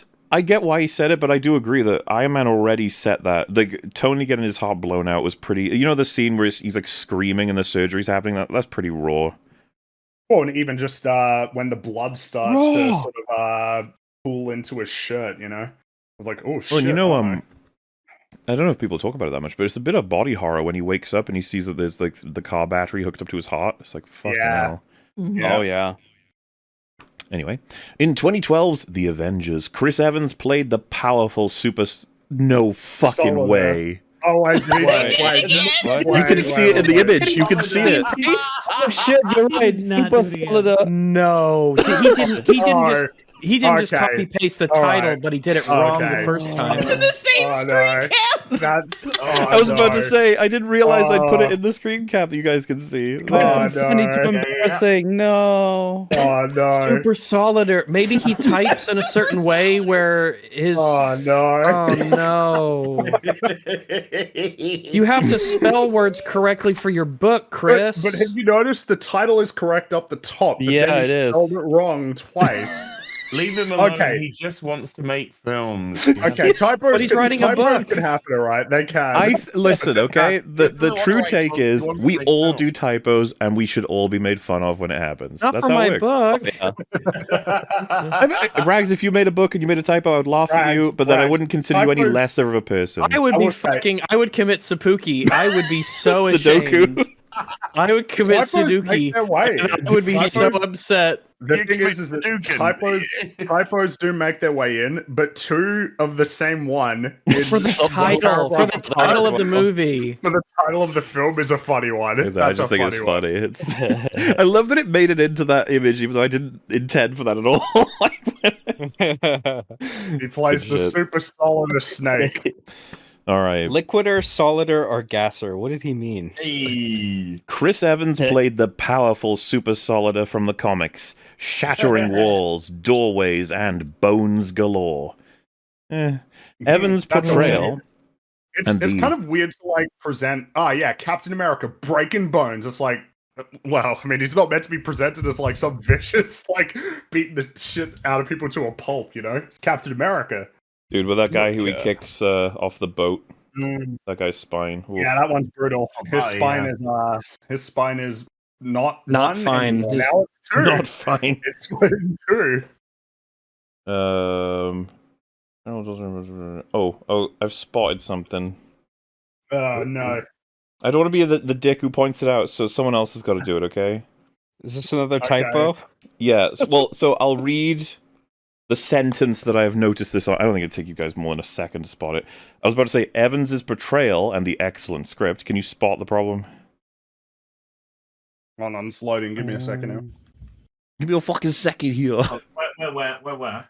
Super solid. Evans's portrayal and the excellent script. Where's the issue?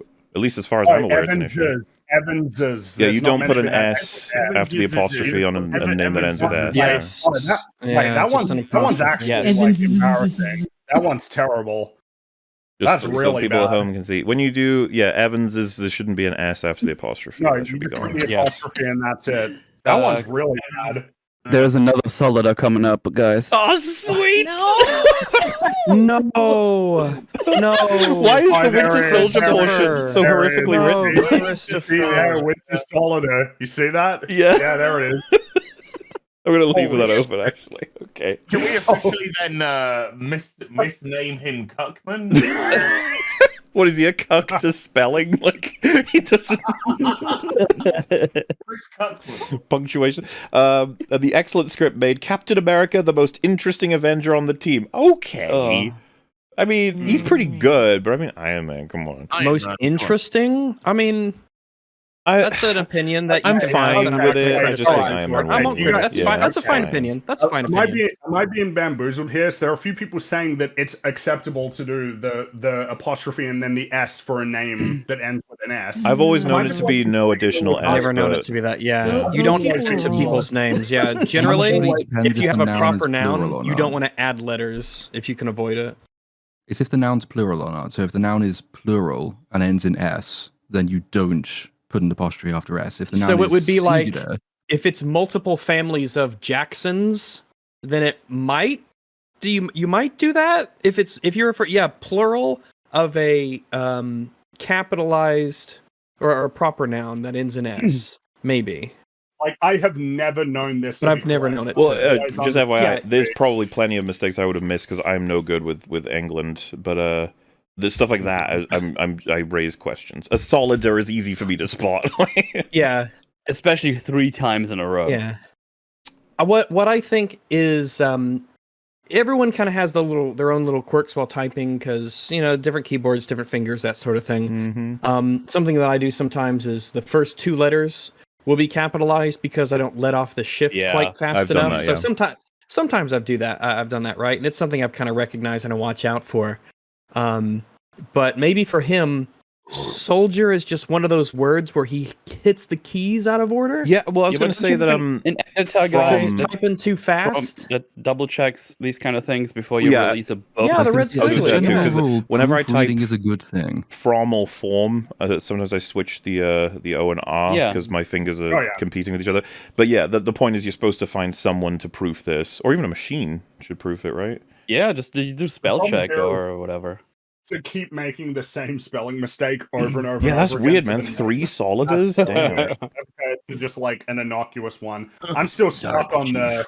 I'm still He's stuck getting on it the wrong actual, more than right. The S apostrophe S. I have never ever. I've never ever heard of it like doing. Me that. neither. Yeah, we were always told if it's a proper noun that ends in S, then you just add the apostrophe, like RAGS apostrophe if it's something that belongs to me. So, but it was RAG. I don't know. Multiple apostrophes S. It's true. The more the merry. The more apostrophes, the more ownership. Hey, the more fun I have, the more mistakes there are. Yeah. Absolutely. I would need to read up on that shit because that's just not a thing. And like I said, I've never known that rule, but fair enough. English is weird. No, just like the whole apostrophe with S. That's what I mean. Do that. I mean, that's a funny one. People will sometimes make that error in speech.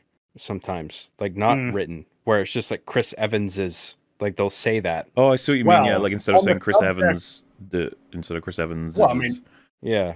On the subject of Marvel films, nobody says Marvel Studios is. They just say Marvel Studios. But I'm pretty sure they still do the apostrophe. Marvel Studios is already a plural noun, so it wouldn't be Studios is. Whereas if it's singular, I think it's permissible both ways in the case of Evans's. Well, but the singular Marvel Studios is the name, like Marvel Studios. So when they say it's Marvel Studios, but they're doing the whole possessive, it is Marvel Studios film, right? Like that's the nature of the title. It'll be like, you're about to watch Marvel Studios apostrophe, like whatever the film is. I'm pretty sure that's how they write it, right?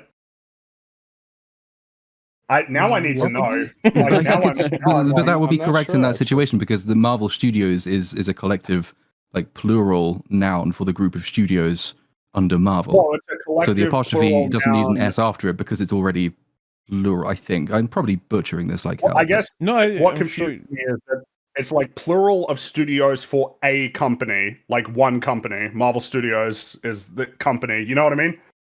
Yeah, I like think Fringy's trying to say like the company name is that, and it's superseding any sense of it's a collective studios referral name. It's just a company, like it's strictly a company name. It may not refer to anything other than the company, not a selection of studios. I guess kind of like how, because again, like Insomniac Games' Marvel Spider-Man 2, like you don't duplicate the S if it's already there. Yeah, fundamentally. Yeah, I get what you're saying. And this is the thing about English. It creates complications when you have rules that have crossover. The one that pissed me off as a kid and really black-pilled me on English was my dad told me I before E except after C, and then I encountered 17 different fucking exceptions. I was like, what the hell rule is this? Like, what's the point? It doesn't help me at all. It's more of a guideline than a rule. No, it's not. It's not. It's a 50. It's really, a fucking flip of the coin. It's not something that I would ever tell anybody.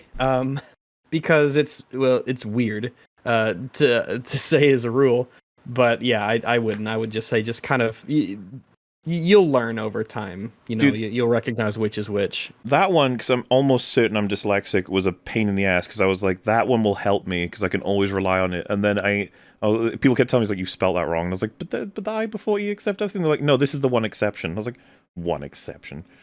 A million exceptions.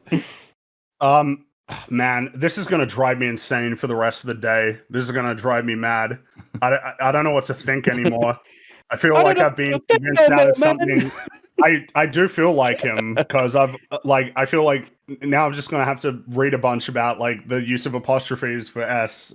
You've driven me. I think you're right. Yeah, it might be technically correct in some grammar book somewhere, but I've always understood it the way that you understand it, and I ain't fucking. That's why I highlighted it. I thought that was definitively a mistake. And when it's surrounded by soliders, I was like, well, it's got to be a mistake. Are there more soldiers or soliders? There's more soliders than soldiers. Oh no! 3 soliders in a row. Chris, no. Anyway, let us continue. No more, man. And I'm not doing this to make fun of him. This is simply the next thing. Winter Soldier understood that Cap's intense loyalty and unwillingness to betray his team, traits most said made him a boring character, were the qualities that made the event... I'm sorry. Traits most said that made him a boring character. He was awesome in Avengers, okay? And in his own movie. Yeah. But he said he was the most interesting. So he only became the most interesting in this, right? Did most people think Captain America sucked? Was that a thing? No, I don't remember it. I remember people quite liking the first Captain America movie. Hawkeye was the one that people thought was lame. Hawkeye, he got barely anything, and then they overcompensated. I remember that for sure, but I thought most people picked between Thor, Cap, and Iron Man, but the reality was it was really between Cap and Iron Man. And what's doubly strange about him saying is that it implies that he thinks that Captain America wasn't interesting until Winter Soldier. Because he said that he's the most interesting of the Avengers now, but now he's saying that he wasn't before. So this is the movie that made him interesting? The statements he's made here make it seem like he's the one, he's the separated from the herd that the other people said that it made him boring. Okay. But I don't know. Were the qualities that made the Avengers the best Marvel film to that point? Wait, I'm sorry, let me reread this. Winter Soldier understood Cap's intense loyalty and unwillingness to betray his team. Traits the most said made him a boring character. Were the qualities that made the Avengers the best Marvel film to that point? Oh, I see. That he's saying that other people are saying that made him boring, but that's not necessarily his perspective. Well, there's also the other interesting comment that he's saying that what made the Avengers the best Marvel film at that point was Cap's loyalty and unwillingness to betray his team. When did that come up in Avengers? Yeah, it's not like he was ever going to side with. Technically speaking, you could argue he did betray his team, but in a good way when he didn't sign up to the Hydra weapons. That he betrayed S.H.I.E.L.D. by looking into it when they obviously wanted to keep it secret. And hang on a minute, team, are they really? He does betray S.H.I.E.L.D. because they're Hydra. Yes. Yeah, exactly. So this isn't even accurate. And also, these weren't the qualities that made the Avengers the best film, as if they were like the defining reason why it was the best film. There were other reasons why the Avengers is the best Marvel film. Oh, way better reasons, like the writing, not. Then Cap was loyal. And well, yes, and we covered a video that argued Cap was the worst thing about Avengers. Oh, yeah, that's true. We'll see, but Chris disagrees with them because they're saying that those traits made him boring. And that's not what that video said, but they did think that he was not good. So, I get in a sense, he's on our team, but also not. To continue. It turned these perfect American traits against Cap, forcing him to watch his once lauded stripes dragged through the mud. I don't know about that. Well, no, because the whole thing with Cap in Winter Soldier is that the world has changed in a way that makes it difficult for him to recognize. Yeah, and I would say the film, were wrong. When he gets the outfit at the end, that he's reinforcing that the values of America stand against Hydra, not that Hydra has put the traits into the mud. That's not quite how I would put it. Well, that's really weird. It would be more so that he's forced to deal with questions that were not. Like, back in World War II, it was easier. It was like, well, yeah, I mean, Hydra, look at them. Like, they're super duper evil. So obviously you got to stop them compared to the enemies existing within. So yeah, right, yeah. The first movie was such a great setup for Winter Soldier because all of a sudden the enemies, the line between the good guys and the bad guys is all of a sudden not so clear cut.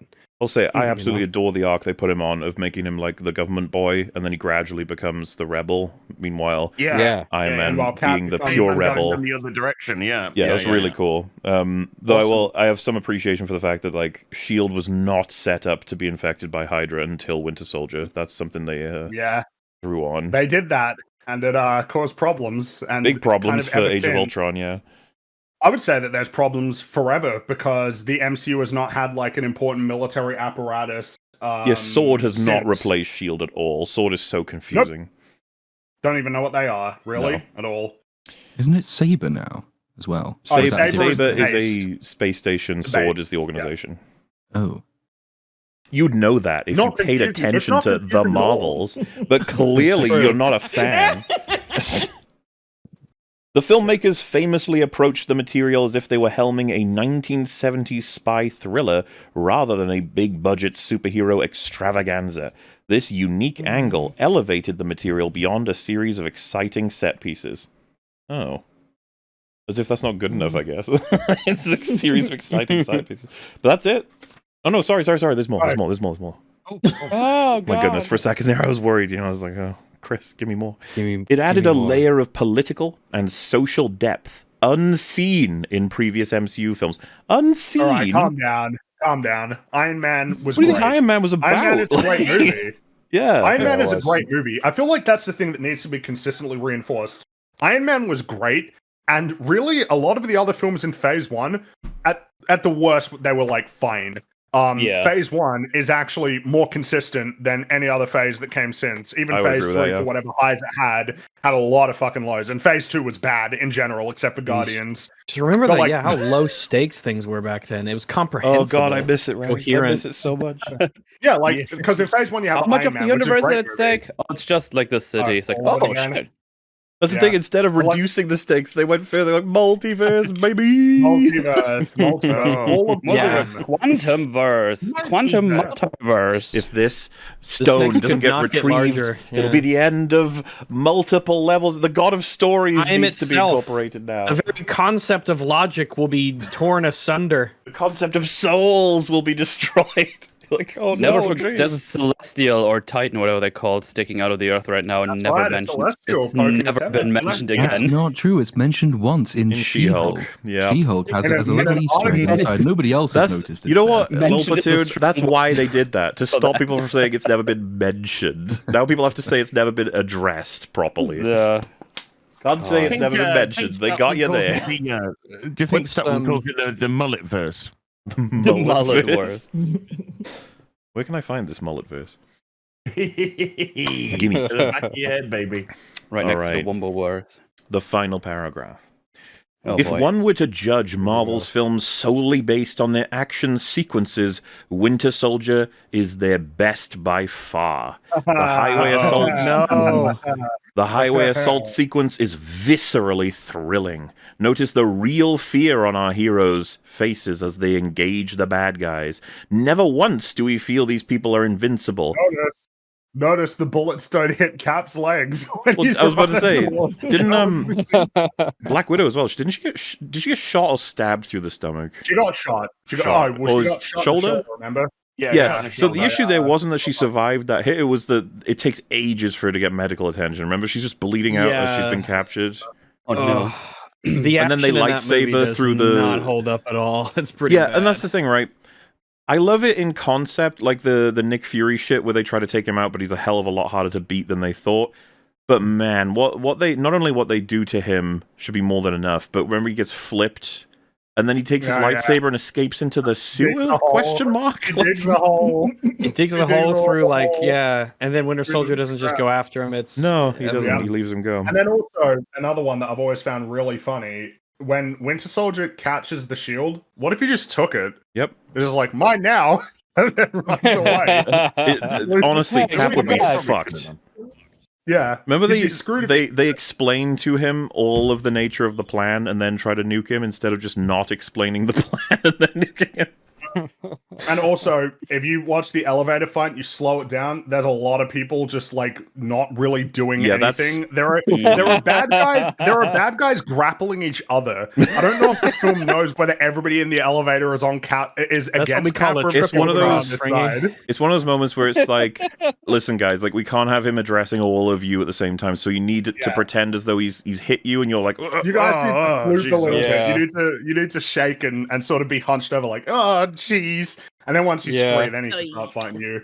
But shot's gonna move by so fast. We're gonna hope that nobody notices. But I wouldn't deny it's the tone of the fights that I genuinely fucking miss from the MCU. Some of them are like, remember when Fury gets shot, you feel as a viewer like, oh fuck, is Fury dead?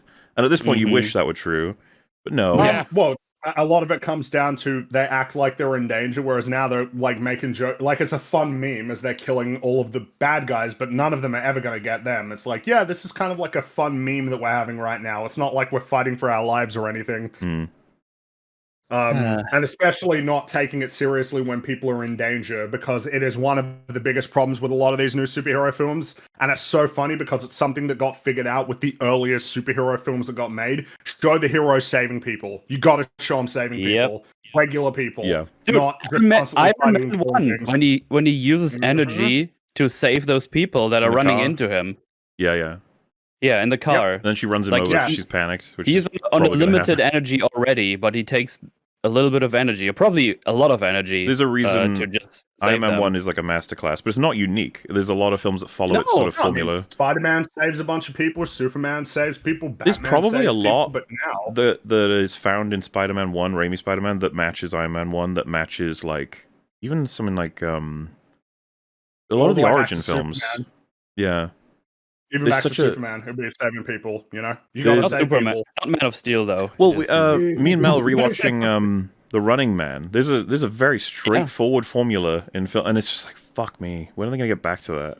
Like running a formula. It's like, I'm not gonna kill all these unarmed civilians. What are you on about? Yeah, when a team of heroes enters the room with all the bad guys, the first thing they say is, "Get the people out! Get them out now!" It's like, why'd you care? Just shoot them down, whatever. It's such an easy way to endear you to characters when they're trying to help civilians in danger. I mean, it's even things like your more gruff characters, like John McClane, would be trying to help people, you know, like in a situation, or trying to save them or get them out of harm's way. It's such a basic thing, and when you have stories that just like have wanton disregard for the lives of civilians, it's really uncomfortable.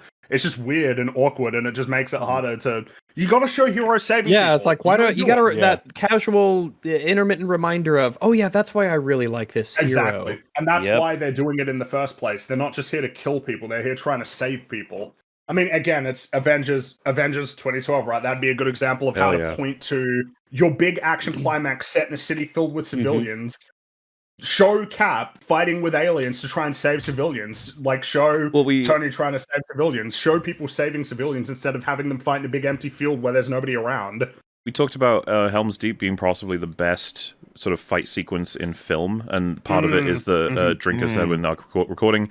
A big part of it is understanding everything. It's very easy to follow what happens in Helm's Deep, and I would say the Avengers New York battle is very much one of those as well. That we have a character that relates to a particular sort of goal, and each of them are given very strict orders, and then we move from one to the other to the other to the other, and we're keeping it going. And they all follow a set of ups and downs. That to me is just like, once you've got that, you'll be fine. Like you can't score below a fucking 5 if you've nailed that formula. Yeah, like you've nailed your core, so now it's about building on top of that and getting to greatness and beyond. But as long as you've got the foundation, you're fine. Both the Extraction movies, they do pretty darn good job with the action and stuff. They just kind of need to, tighten everything up around. Yeah, they go a little. It's like when he's hand holding the minigun, taking down the helicopter. It's like, oh, we're delving a little into like absurdity now, which is funny because it'd be like, oh, but it's okay in T2. It'd be like, well, he's a Terminator. That would be another example of right? Of like they strongly emphasize, hey, Arnie, you can't be shooting people, all right? That's not good. That movie's awesome. We're the good guys. We're the good guys, so we don't do that. We injure, but we don't kill people. But because it would be really awkward if fucking good guy Arnie was just running around people. Why? Because you can't. Why? Why can't I? Because you just can't. Okay, trust me on this. And then he shoots the guy in the fucking kneecaps, and he's like, "What are you doing?" I said, "Don't kill people." And he's like, "He'll live." Oh, I fucking love that movie. So good. Anyway, he spells it right this time. If one were to judge Marvel's films solely based on their action sequences, Winter Soldier is by far their best. The highway assault sequence is viscerally thrilling. Notice the real fear on our heroes' faces as they engage the bad guys. Never once do we feel these people are invincible, capable of surviving anything, and that's a heck of a trick for a superhero film. That's a good trick. Honestly, that had slightly more substance than the other ones. So. Yeah, that's strange. Yeah, there was something there. Good emphasis good on slightly. It seems out of That's almost place. a 5-minute review. Good job. What are you up to, Chris? What's going on here? Christopher. Anyway, we got 2 remaining, so oh boy, I'll let John go first. What's your choice? Oh wait, before you do anything. Oh, you're gonna check out? Yeah, I'm gonna hop up. I figured you wanted to stay for the incredible Stuckmanization, but maybe you've overloaded on him. I'll watch the VOD later. Well, hey, thank you so much for joining us, and because I won't be there on the night itself. Happy New Year, because you're gonna. Yeah. Yes. And thank you for having me. Absolutely. Happy New Year to you guys. Toodle pip. Cheerio. Catch you later. Bye, Good hearing from Bye. you. Goodbye. All right, John, what have you got? Which one? I would like to hear Chris's input on American Psycho, which is a favorite of mine. And a lot of memes that have a resurgence this year. Yes, about Psycho, the American Psycho. American Psycho is the kind of movie that I would expect him to put on here and not say anything about. And you'd be like, "Well, this is all of them." And I'd be like, "No, this one specifically, though." This one extra nothing. Yeah. Well, I'm very curious what Chris would say about this, because I think it's Christian Bale is playing a particularly complex character in this movie. Well, I'll tell you this. This is the longest, I think, of all the ones so far. Oh my god! Really? It's like 5 paragraphs. Oh yeah, because like you could say he's somebody who's warped by his upbringing or corporatism or capitalism or whatever, but he's playing a very strange character in this movie. And also, for how deranged and sort of male-centric the movie is, it was directed by a woman, Mary Herron. You mean Mary I think Sue? This is her most. But I think most people think that this movie must have been directed by a man, but it wasn't. And I'm curious if Chris ever brings this up in his review. All right. So yeah, please let's hear it. Here we go. American Psycho. Quick facts. Director, Mary Herron. Starring, Christian Bale, Jared Leto, Reese Witherspoon. Studio, Edward R. Pressman Productions. So this is how it begins. Cool. Serial killers. Hollywood seems obsessed with the subgenre. Films like 1995's Seven explore violent crimes through the eyes of the detectives attempting to solve them. American Psycho provides a refreshing change of pace by placing us in the expensive shoes of Patrick Bateman, a slick-haired, high-powered businessman played to sarcastic brilliance by Christian Bale. He's the type Sarcastic brilliance. Sarcastic brilliance. Sarcastic brilliance. Sarcastic I mean, it speaks for brilliance. itself, really, doesn't it? Anyway. Yeah, we don't even need to explore that. That's true. He's the type who arrogantly flies into a fit of envy at the sight of an associate's extravagant business card. Quote, "Look at that subtle off-white coloring. The tasteful thickness of it. Oh my god. It even has a watermark." End quote. A watermark. His business card may be lacking, but Bateman seems to have it all. Riches, status, women. Unfortunately, despite his money and position in life, he can't seem to stop murdering people. He can't seem to stop murdering people. Wah, wah. It's so relatable. This is pretty normal so far. I don't know what to say, really. It's just like, it's a living. The power of American Psycho lies in the mystery surrounding Bateman's horrific acts of violence. Are his crimes real? Or is the whole ordeal some terrifying lucid dream existing only in his mind? The film traverses his mental anguish in a way I find most remarkable. And it does so with an impressively wicked sense of humor. Few films can get a laugh out of a bloodied naked man chasing a woman with a chainsaw. Or how about Bateman's compulsion for quoting 80s pop music, quote, "Do you like Phil Collins?" End quote. We're almost at the end, but this is probably the most normal review of a film he's ever written. Yeah. American Psycho is shot with meticulous attention to detail. Nearly every frame contains something visually arresting. In fact, I think many people overlook the immaculate cinematography when remembering this film. But I can't really blame anyone for that, since the dialogue and performances are both so infectiously endearing. Factor in the biting satire of 80s culture, along with two great supporting turns from Jared Leto and Reese Witherspoon, and you really have no excuse to miss it. Unless, of course, you have to return some videotapes. And that's it. Wah, wah. Okay. Is that it? Fuck off. I was going to say, this feels like he saw it for what it presents itself as opposed to everything it's about.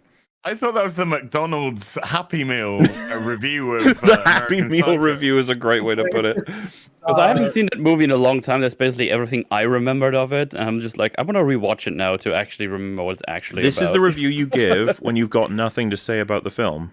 Yeah. Which is in line with everything There's no said. depth to it. There's absolutely no insight as to what might He's quoted at the very least might be driving this character. There's nothing. He's quoted the subtle off-white coloring quote, which is like the meme. That's like the memeiest meme from the film. It's like, of course he quoted that. That's like the most normal thing you could do. These reviews to me, they feel like what you could pressure some random passerby into giving you on the street. You know, it doesn't. That none of these feel like they come from a professional, veteran movie critic. No, the moments when you walk through the city and someone starts telling you about American Psycho. Yeah, it's like, hey, have you heard about American Psycho? Or or you're standing in line to get movie tickets, and the guy behind you is like, "Oh, line sure is slow. Have you seen American Psycho?" Yeah. It's like a really bad book report is what it is. It's just you're coasting by as best you can. You read the Spark Notes, and you're trying to present and you use words like, "Oh yeah, it was brilliant, it was inspired, it was truly awe-inspiring and terrifying and riveting," and you just throw those words in there between just regular factoids and things that you skimmed or breezed past, and it's like, yeah, there you go, you done it. You presented me with the most basic surface level interpretation of that film. Dude, I was literally thinking of that Simpsons where Bart Simpson's doing a book report on Treasure Island. He's like, "This book was brought to you by the fine people at McGraw-Hill." Come on, dude. You're just mentioning scenes. Remember that scene where he has the chainsaw and he cuts people up? And it's just I sure do. Oh, you mentioned the gory scene in the movie. That means you really know this movie inside and out. He was too busy playing Dash Dingo to write his book review. Dash Dingo is pretty fucking good, though. I don't know how many people. Someone Dash said Dingo, he didn't. Nunchucks, pretty great. Someone in chat said casually he didn't write this though, and I don't know if that's said as an insult or whatever, because it says Chris Stuckmann author. I can't see any other indication that this was written by anybody. But what a weird book to write. Imagine if you did make it so that these were your recommendations, but someone else fills in the reason to see them.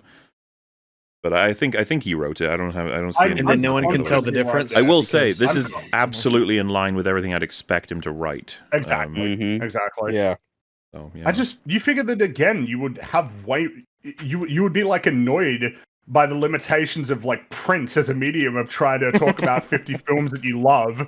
And the limitations of how big your book could even be to be distributed, that would be confining you rather than, oh yeah, we'll just, a couple, 100 pages to talk about 50 movies, where each movie gets 1.5 pages. Damn.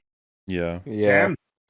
I want to talk, you can talk about any of these movies for an hour easily, more than that. Well, it's us, to be fair. Normal people can talk about these movies for 10 minutes easily. Let's put it that way. Talk about it for 10 minutes, half an hour, yeah. Well, and part of the issue I would say is that it's not even that he talks about them for a minute. He doesn't talk about them. No, he'll lay out kind of normal factoids. He'll No, I mean even with a minute you could go into some depth, but he just doesn't. It's what makes it a kind of sub book report. At least in every book report I ever had to write, usually there would be a question to prompt you, what does X character's decision here represent in terms of the broader narrative? You'd have to say something about someone involved in the film or some aspect of the book, something specific that's not just generic adjective, this made me feel stuff, and this is who directed it. Like, you have to get a bit more granular than that overview. But it's kind of telling as well, like the fact that this book is supposed to have been written by celebrated film critic Stuckmann, but actually could have been written by pretty much anyone, even people who hadn't really seen the film, is kind of indicative of the overall quality of the review, I think. Yep. Something that I'm noticing as well is that most of the time he doesn't like to talk about anything that gets like a little bit more personal in terms of the impact that any given film has on him. Like with Signs he did it, but even then, like not in a super comprehensive way. But like there's no points in any of these of how this film There's and no human what element, no human touch. Exactly. Like, how did this film impact you in terms of what did it make you think about yourself? Did it change you and the way that you felt about yourself in any particular way, like a really great story can? Where it introduces you to like some new idea or concept or theme that just takes root in your brain and is really hard to dislodge. Because I mean, a lot of the time that's what you're looking for, right? When you're looking for stories, is the ones that really, how did it make you feel? You know, how did it make you feel? Yeah, like, convince me you're a human. Feel. Yeah, because telling us it made you feel is like, well, yeah. Not really enough, though, is it? You felt things. You're like, yeah, but what things? Like, you don't have to write that your characters were breathing. Like, you assume so. Yeah, and to me, it's like a lack of caring about the material. Like, if I was providing a review on something like American Psycho, I would want to go into some depth to it. It's just like, here's what I think is happening here, but there's just like no incentive on his part to like go into any real detail. This makes you wonder what a casual conversation with him would be like. It's the only kind of conversation you can have with him. Talk about like his favorite movie, and it's like, okay, go on, tell me about your favorite movie. Like, you're buddies with him, you just get into the conversation. It's probably Signs. Yes, Signs might be the one to actually cry out some kind of controversial perspective. Yeah, because he feels things passionately about that one. I don't even want a controversial thing. I just want him to tell me more. Well, like, controversial to him is stuff. Normal for us, is kind of what I'm getting at. Giving details of a movie's plot is controversy. Yeah, he's like, whoa, now. I will tell you what happened to the protagonist in that film. Yeah. Like, whoa. Yeah. Well, I have a problem with that broadly. Like, I feel like there's this weird conflation between a plot summary and a review, with a lot of like YouTubers, and it's just like, tell me what you think about it. Like, go dive beneath the surface at least a little bit. Because I can get a plot summary from fucking anywhere. I can get it from the website of the movie. Wikipedia, yeah. All these from plots. The cinema website. I'm gonna go watch the movie. The people trying to sell you the film will tell you what it's sort of about. Yeah.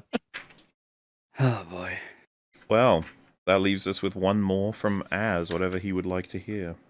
I had a look. I was gonna say Casino Royale. But then I changed my mind. Oh my. And I would like to hear what Stuckmann has to say about Enemy. Ooh, the Villeneuve film. Yes. Well, we could do both, because I'm kind of curious what he'd have to say about the reinvention of James Bond. But why don't we do that last? We'll do Enemy first. Yeah. How many people here have seen Enemy? I have not seen it. No. All right, well, Az, this will be all for you then. You got to tell us how insightful this is. Okay. You can tell us now if you like, because you don't actually need to wait for this. You can give a good guess right now, yeah. Enemy was a nice film, and I thought it was nice. That's too much information. Calm down. I quite liked it, actually. Okay, here we go. Enemy, mystery thriller. Director Denis Villeneuve, starring Jake Gyllenhaal, Melanie, I assume, Laurent, and Sarah Gadon. Studio Mechanismo. Cool. All right, and here's the review. Here we go. That spider. That freaking spider. For a cinephile, there's nothing better than a confusing movie that begs them to hang around underneath the theater marquee, grasping at straws to decipher what they just saw. Is that nothing true? better than that? Is nothing better than that? I don't know about that. I don't know. Okay. Enemy is directed by the immensely gifted Denis Villeneuve, starring Jake Gyllenhaal in a daringly restrained performance. So confounding is Enemy that as of this writing, over 770,000 baffled people have watched my analysis video in which I attempt to explain its hidden meanings. Wow, why is that in this book? Why is that in your book, you fuck? Over 770,000 people have watched a YouTube video that I made on YouTube. Links in the description. Oh my god. Anyway, fucker. After initially I imagined. After initially seeing Enemy, I sat in awe at the puzzle pieces the film left scattered across the floor. It was almost as if Villeneuve was taunting me to approach this puzzle, and doing so took 2 months. 2 months! This is me reading it, by the way. Even now, as I write this, I'm positive there are still things I've missed. So wait, has he put this in here because he thinks he's the person who cracked the film when no one else did or something? I cracked the code. Well, he said a whole load of nothing so far. Yeah, he hasn't said anything yet. We'll get there. Next paragraph. I feel that with a film like this, you'd benefit to know little about the plot, so I won't say much besides the basics. What else do you ever say? Okay, go ahead. I mean, you mostly fail about the basics too, so I'm very curious.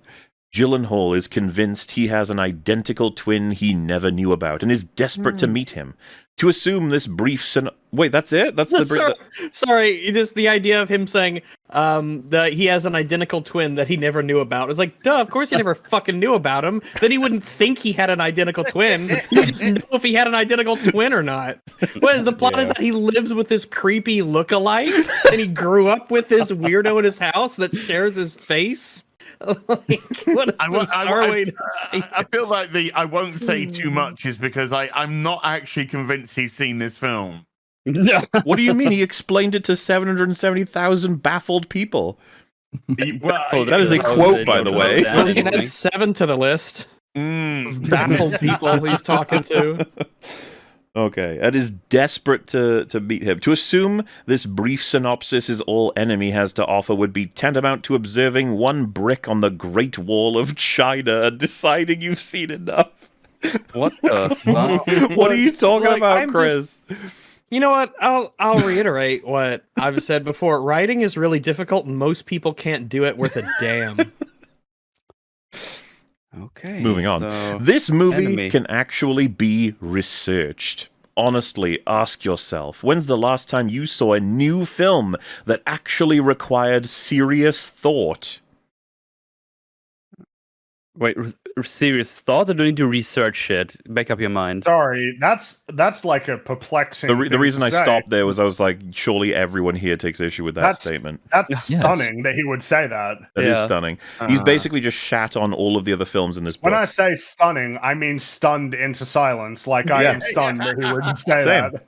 I was like, where do you start with that? So he's basically just made the statement that this is the only film he has seen in recent memory that required serious thought.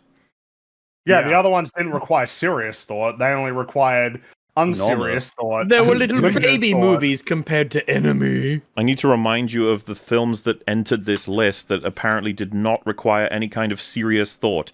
American Psycho, Memento, Crouching Tiger, Hidden Dragon, Spirited Away, Signs. He said the Signs was so important, but apparently not. Fucking hell. Old Boy, Return of the King, No Country for Old Men, yeah. Incredible, Shaun of the Dead, History of Violence. I don't understand how none of these qualify. Zodiac, why doesn't that qualify?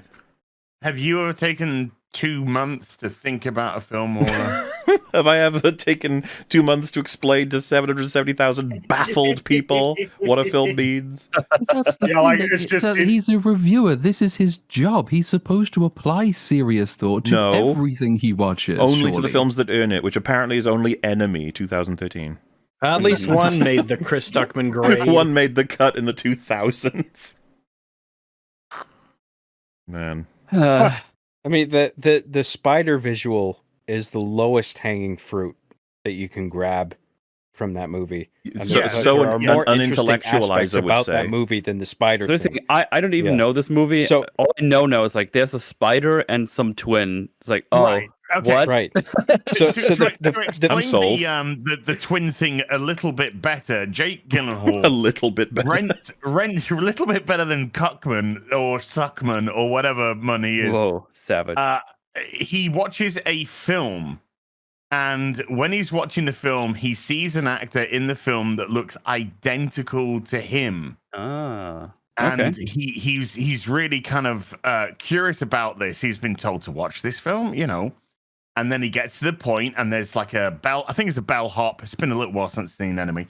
I think it's a bellhop, and it's Jake Gyllenhaal, and he's sort of wondering how on earth he could have this actor which looks like him, and so he decides to go out and find the actor and sort of confront the actor if they are related, if they do know each other. And then when the actor realizes that he has a double, like Jake Gyllenhaal, then it leads to a much more interesting path as he tries to exploit this. And then you do go off into massive spoiler territory because it involves the women in their lives and.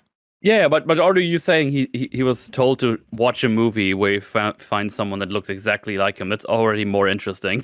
Yeah, that is a very interesting watch the film premise now. for a movie. Yeah. So why not just tell us how you feel about it instead? Yeah, I thought it was nice. I thought it was nice and cool and neat. So to add to my point about the spider, the fact that Chris starts his review off of with that fucking spider, it's just so cringe. It's like you're taking the lowest fucking thing that this film has to offer. It was what, a paragraph? And this is your preface for the whole thing. Before he quoted the fucking shit about the business card in American Business Psycho. cards, yeah. Like, come on. I mean, even that opening is. I think he's referencing the very end of the film, like the very end seconds of the film. I didn't want to say it, but yeah. And so to get to that point, you have a whole fucking film, Chris, before you even get to that point. Yes, there is major spider imagery all throughout the film, from the reveal of the tarantula with the woman to the group of people at the beginning, through to the crashed car and the spider web, which was imagery which was made out of the destroyed glass. So there is multiple images of spider references. Of course, you see the huge spider walking across the city. Obviously, that is metaphorical as opposed to literal. And so the end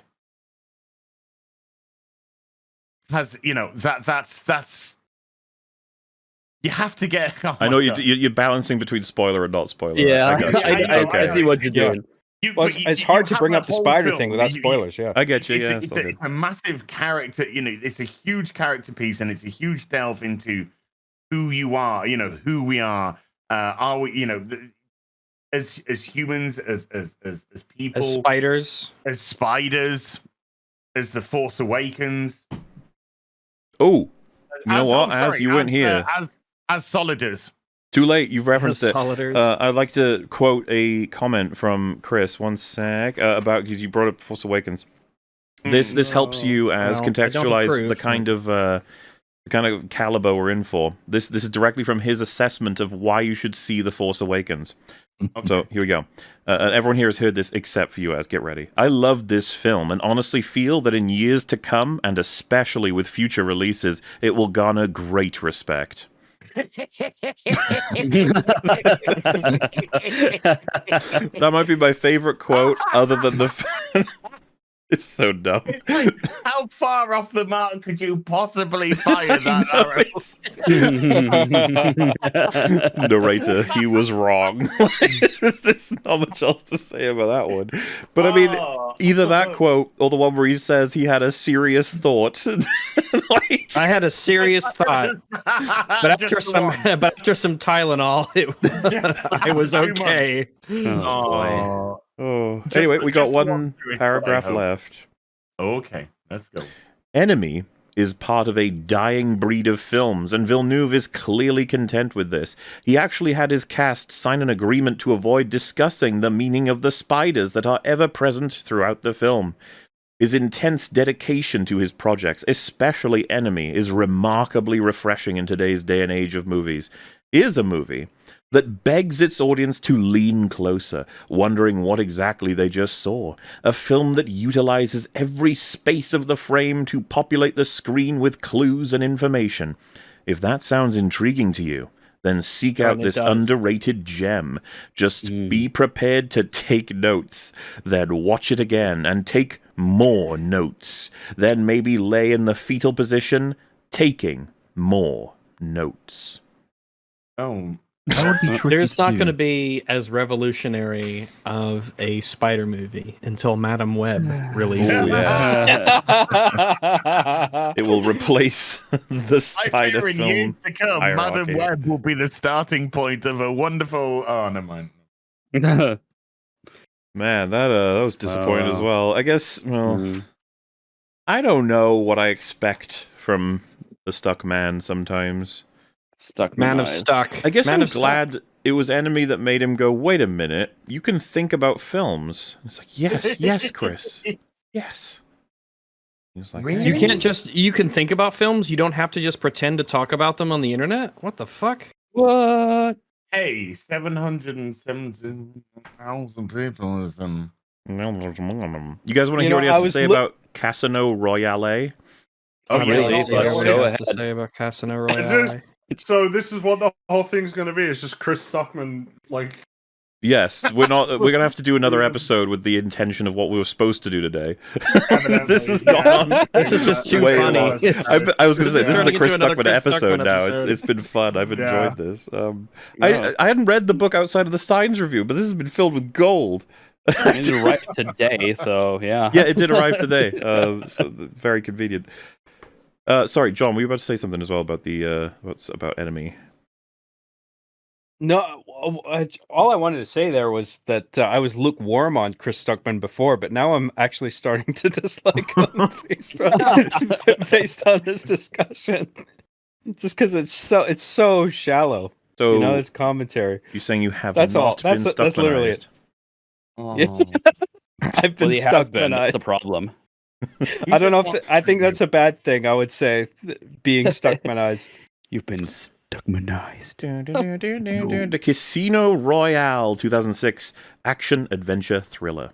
Director Martin Campbell, starring Daniel Craig, Ava Green, Mads Mikkelsen. Studio Eon Productions. The reinvention of a popular franchise, a timeless classic, or in this case, a character, has spread through Hollywood like a disease. Why would you say that? Why would you say disease? Okay. I'm thoroughly convinced that we'll receive at least one Friday the 13th incarnation every 5 years, but hear me, studio executives, don't you dare touch Jaws. That's sacred ground. What is happening? I have no idea. Am I on the wrong page? Yeah, can you read the right review, please?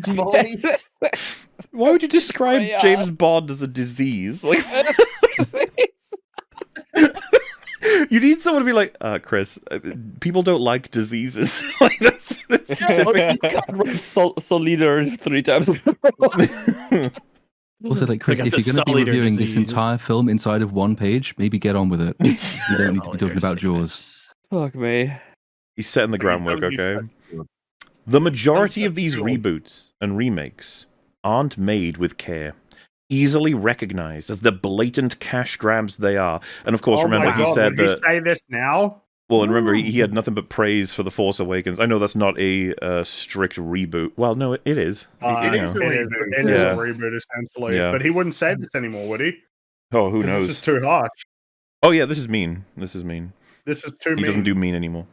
Gratefully, that wasn't the case with Casino Royale. Daniel Craig... The disease. I think he meant that positively. I think he doesn't understand what disease evokes. Like a robot. I don't like something that spreads, you know? Daniel Craig's first outing as the iconic spy, James I wish it Bond. said Nutella instead. Spreads like Nutella on toast. Imagine his review delicious. of Nutella. It's nice. I like it. It subverts your expectations. But not really. Casino Royale perfectly embodies, and more importantly, understands the term reboot. Less experienced filmmakers assume their reboot will be interesting simply because it contains beloved characters from previous films. Oh, like fucking Force Awakens? Hello? But Casino Royale does for Bond what Batman Begins did for the Caped Crusader. Ooh. Bond becomes a vulnerable human being, not just a gun-toting ladies' man with a license to kill. What do you mean just? Boo. He's a vulnerable physically and emotionally. Wait, he's vulnerable physically and emotionally. Okay, that's fine. It's not I can say the things that other people say about things. Well, I was going to say, I haven't heard any of this from... No, I've not heard this before, but that's fine. It's not the first attempt at humanizing Bond. He got married in another film. So, what? on His Majesty's Secret Service. MauLer. Did he put in another film? No, he says on His Majesty's Secret Service. I'm just saying that's a funny statement. He was made human before because he got married in that other one. It's like, oh, okay. See, humans get married. What about when Della was murdered in License to Kill? Is it? I've never liked the idea, because I love Casino Royale as much as the next person, but I don't like the idea that it's the first one that made him human. It's like, fuck off. That's ridiculous. Fuck off. No, well, it is sort of an echo of what Her Majesty's Secret Service did, where Bond got married and ended tragically. Well, but there's many ways to explore him as a character that goes beyond a love interest. Where he's incarcerated and the British government basically just leave him. Yeah. But it's the first time everything has truly clicked. Sean Connery's original achievement as the titular spy has had few real competitors until Craig. I don't know. Pierce Brosnan's my favorite, but alright. That's a lot of fucking horseshit. His Bond is foolhardy, naive, and needlessly reckless. Yet he's also fully committed to his job. In the past, Bond would allow his libido to jeopardize his assignments. In Casino Royale, Bond is getting frisky with a gorgeous lady, yet leaves the instant she tells him what he needs to know. This is a cold, calculating assassin, and it's the closest we've gotten to Ian Fleming's original vision. Doesn't a guy who continues, who keeps going with it and has sex with a beautiful woman, even after he has the information, that's more humanizing than the cold, calculating assassin who, once he has what he wants, he leaves? I also don't buy that he's read wasn't the any same of thing Ian happening Fleming's a much cheesier way in books. one of the Roger Moore films when he's sleeping with someone up on a ski lodge, and then he gets a call and he gets up to leave, and she says, "But James, I need you." And he says, she wanted to ride the slopes. and he says, "So does England." And then he skis down a slope and then has a Union Jack parachute. Hell It's the same yes. basic thing, right? Like to what Rags was saying, the 2000s Casino Royale does one and the other. Like when he's like tracking down the terrorist that like is trying to blow up the plane. Like when he's interrogating his girlfriend, all he wants is like the information, and then he sort of leaves her. But then when it comes to Vesper, he's actually interested in establishing a long-term relationship. Isn't that what the movie's about? It's the big split between how, you know, a lot of where your feelings would take you, but a lot of where the job takes you, sort of thing. And good foundation for a James Bond-like character. That's why, again... he had to set up that you know, Bond was company Bond. He was doing the things that he needed to do, get the information, kill the people, get his status and all that. Then he meets Vesper. He tries to play the same game with Vesper, you know, says all the things that he believes he needs to say to her, you know, says that, "Oh, I'm not interested in you. Why? Because I'm smart, this, that, and the other." No, because you're single. You know, he's trying to paint himself to her as the sort of, you know, I'm the spy guy that comes in, does this, and fucks off, lady. But no, he falls in love with her, and that changes the whole kind of mission in places. So it's that's, you needed to have the setup to get the payoff of falling in love. Yes. Oh yeah. You need that contrast. Like have a woman where he's just trying to extract information out of her, but then a particular woman comes along, and it's like, oh, I've fallen for this one. Yes. You know? Mm-hmm. Yeah. It's called storytelling. To continue. Simply from an action standpoint, this is the best 007 by far. Director Martin Campbell's mastery of set pieces is evident with the visceral, jaw-dropping parkour sequence. Legitimately one of the greatest action scenes ever created. Oh, Jesus Christ. Wow. The film also contains brilliant work from Eva Green, the best female character a Bond film has had in decades, with Mads Mikkelsen, the best Bond villain ever. Ever. Ever? Ever. Oh, No. We're making some heavy statements here. Yeah, he's, I mean, this is the most bold he's been in a while. And it's like the most basic nerd statements where it's just like, this was the best one. Mikkelsen's Le Chiffre is no cat stroking a caricature of evil. He's just a person, crippled by debt, scared of his enemies. I think that's why the film succeeds so well. It understands the characters inhabiting the screen, allowing their journey to propel the story instead of explosions and skimpy outfits. Remember, though, no serious thought would come from this film. No. It's Nope. not allowed. That's only There's no enemy. No. Nothing is enemy, Rags. Nothing at all. It's just enemies. It's on an island.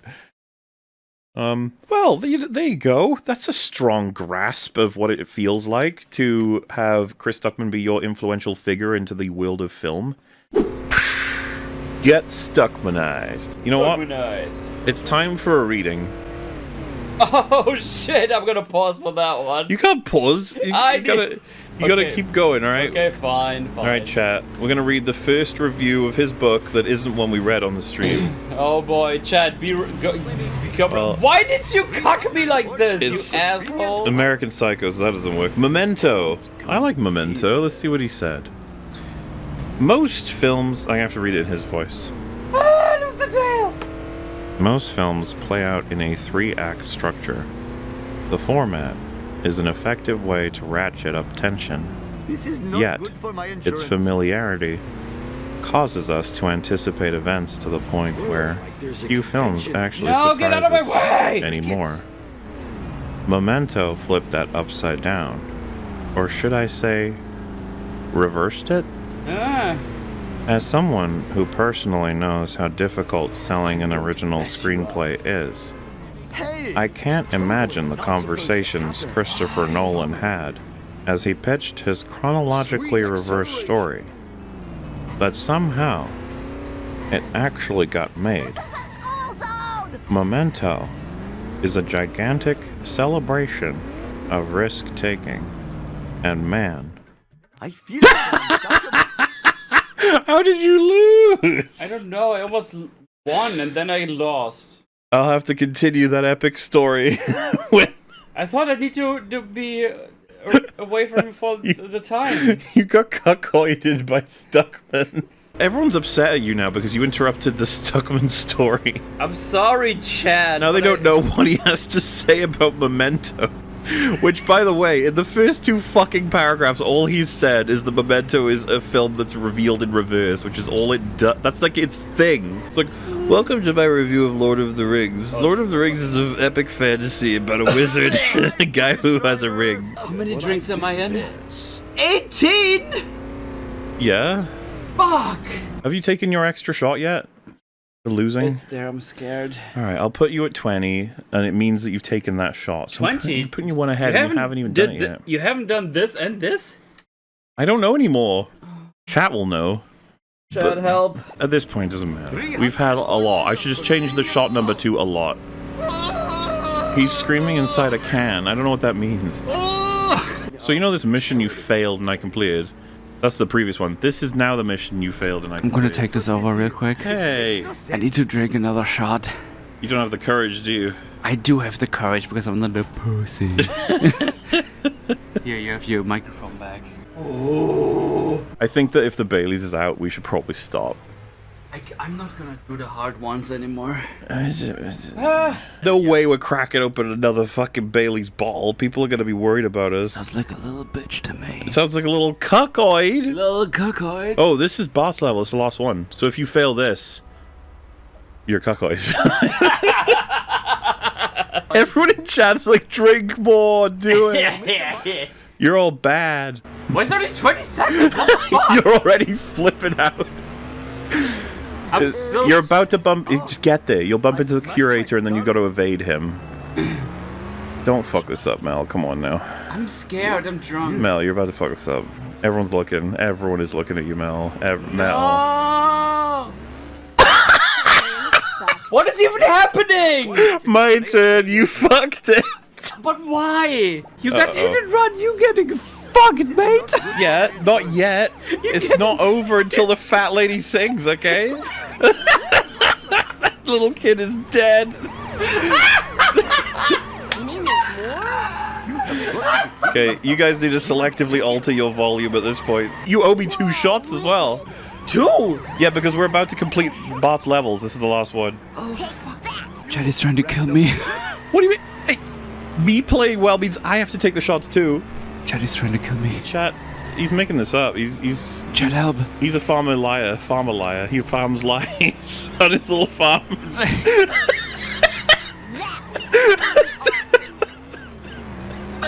He's got a little lie cow that he milks for lies on his little lying farm.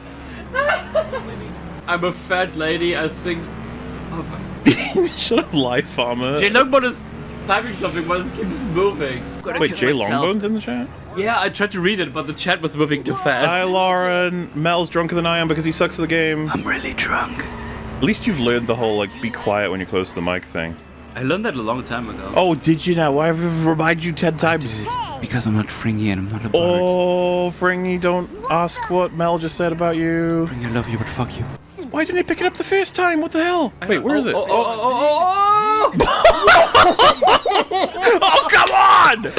Oh, come on! No, no, no, no, no, no, no, no, no, no, no, no, no, no, no, no, no, no, no! At this rate, EFAP Highlights is going to end this week with news of your deaths. Okay, me and Mel have one more shot to take. Oh, that's fine. But this whole time they've been like double Bailey ones, okay? Which, to be fair, it's not hard to do because Bailey's tastes nice. But, yeah, but it also had like. What I was going to say was that would be the one that we owe for completing Bart's levels. We're not drinking anymore after that if we have any hope of completing the game. You want to complete the game? I mean, I can still Bum, drink more beers, please. You want to? I'll heavily drink more. I will then only match you. So for every beer you have, I'll have a shot. Hey, chat, listen to this. Oh, yeah. You motherfucker, what are you doing? I'm being a German.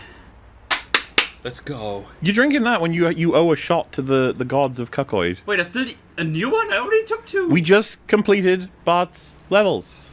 Oh, you just drank that straight up. Damn, I haven't drank mine yet. Fuck that. This is your... That was one right there. Kill the kid. I need a sick day. You need a fucking... What? She needs to sing gay? Oh, God. Collect all the kids. Oh, no. You've... No, why? Bummer. There are people in chat watching right now familiar with this game. They know how much you fucked up. Oh, you did it again! You can't just... You got... Look at that little gremlin kid. He's waving at you. I'm just gonna stab you. You're gonna be ashamed of yourself, dude. I'm doing so much better than you. They're gonna make a Netflix documentary about it. Oh, I got that kid too. I'm so good at running over children. It's like it's just a second nature. Out of the SpaghettiOs. If we get hit by hit and run, nobody tell Father Clown over there. Shit. No, he's like, oh yeah, I could drink beers. How does that make any sense, Metal? I can't have any more alcohol, but I can have beers. This is proof. When Frinka drinkling is like, oh, you gotta drink beer, pee beer. It's like, isn't the whole goal to get drunk? Then why would you drink beer? And the fact that you just want to get any more drunk and he's gonna drink beer means that it's not even that good at getting you drunk. Let's be honest. So you're drinking it because what? It tastes good? That's a lie. Is this like cigarettes where you just have it enough and then you start liking it? Be honest, Mel. What? Do you only like beer because it abuses you at night? Yes. Chad. Chad, did he get busted? No. They're gonna say yes, because you've asked now. the plan. No. Well, you already said you're not doing shots anymore. Why should I have to do them? He did? Oh no! Yeah, okay. You should. When you should ask that question ever, they would have said yes. Chad, be honest. Chad tweeted me if he actually got busted. What does that even mean? I don't know. MauLer's like, would you lie to me? If I was a liar, why would I have invited you to this house? He's lying to me, Chad. Have you even eaten all of your shots yet? Eaten? You can freeze them and eat them and they don't make you as drunk. I drink all the shots I got before I went to pee. If you take one of your chickens from downstairs and inject it with alcohol, by the time it passes through your system, it won't process the alcohol. So really, you could have like 500 shots. That sounds delicious. If he got busted, take his pants. Can't take my pants. I feel like you've been busted and you just don't want to admit it. Now you're just encouraging everybody to send you memes that relate to me getting busted. That's all that's happened. Everybody say you got busted. The only way to tell if it's true is to ask them. You have to say "be honest" before saying it. Be honest and then lie. Tell him he got busted. Wait, no, I mean, you said lie. Where are the rest of the coins, you flower? Oh, you ever play Flower? It's an entirely gay game. I haven't because I'm not a... Well, yeah, but that's the beauty I of it. almost had a slur, but it allows you to explore. Drunk, I didn't do it. It allows you to explore the pure penis. Is there any better driver than me? You do that, I'm gonna go for it. You're all mine. Another pee? No, I think there might be more than a pee. Not a vomit, but a poop. Okay. I gotta do a poopy. See, guys, this is what you did to him. How do you feel? Metal might actually be dead. Metal, you okay? Oh, we didn't pass out. I blame all of you. Your car's on fire, by the way. Oh. No more alcohol, okay? Wanna take another shot? I'm gonna be honest with you. I think I should probably play the rest of the game because I don't think you'll be able to do this if I can't do it. That's a bit disrespectful, isn't it? I just went underneath the car. I just like the complete silence. That's a bit disrespectful. Like, I mean, I guess. I mean, someone's logic says that. Metal, what gets wetter and wetter as it dries? Yeah, your mum. What doesn't even make sense? Yeah, your mum. Hey, Chad, how we doing? They're not gonna answer honestly if you ask them like that. Chad, how we doing? You have to manipulate them like Manipulate Boogie would. the You have to Chad, go like, how you doing? "Oh, hey, chat, welcome. I'm feeling good today." I also did a poop, which doesn't mean anything. You should have sculpted it into a little dolphin. I'm gonna look at chat now from my phone. It's on the screen. Why didn't you do it from your phone? I don't know. Are you a big dumbus? Adam and Stitch don't even play video games because they're lame. More like Adam and Cuck. Adam and Cuck, damn. You made Stitch the Cuck? I don't know, whoever is the word there. Alright, chat, who's the Cuck out of Adam and Stitch? Chat, who's the Cuck? Vote now. We need to know. If we don't find out the answer tonight, then that's it. It's That's over. it. We gotta just fucking kill ourselves. So who is Minecraft. it? Adam or Stitch? What's chat got for us? Adam.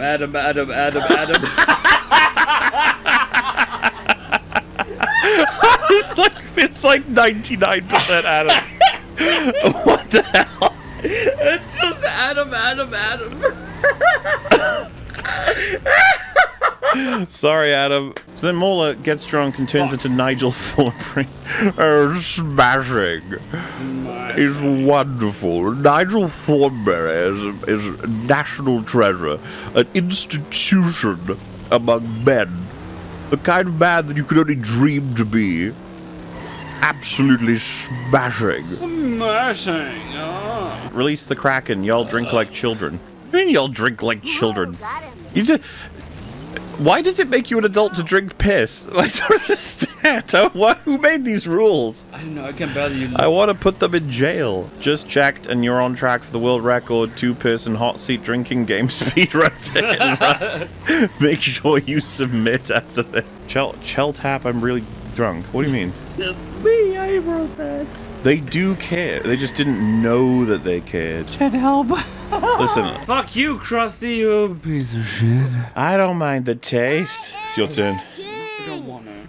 Oh, little puss is pussin'. What are we even doing? I don't even... You gotta drive to Krusty Burg and buy the android's dungeon. That's so far away, I think. Oh, it's so far away. Get out of my way. I think this is the last mission for Bart, so then we've only got Homer's left. Huber. Remember Huber? Huber? You remember Huber? El hombre? Careful, MauLer. You're playing with an art hater. Metal wouldn't even show the last fan art I made for him, even though it was censored. He hates all art. It's Also, because there's like dinguses on there. That was Odin, wasn't it?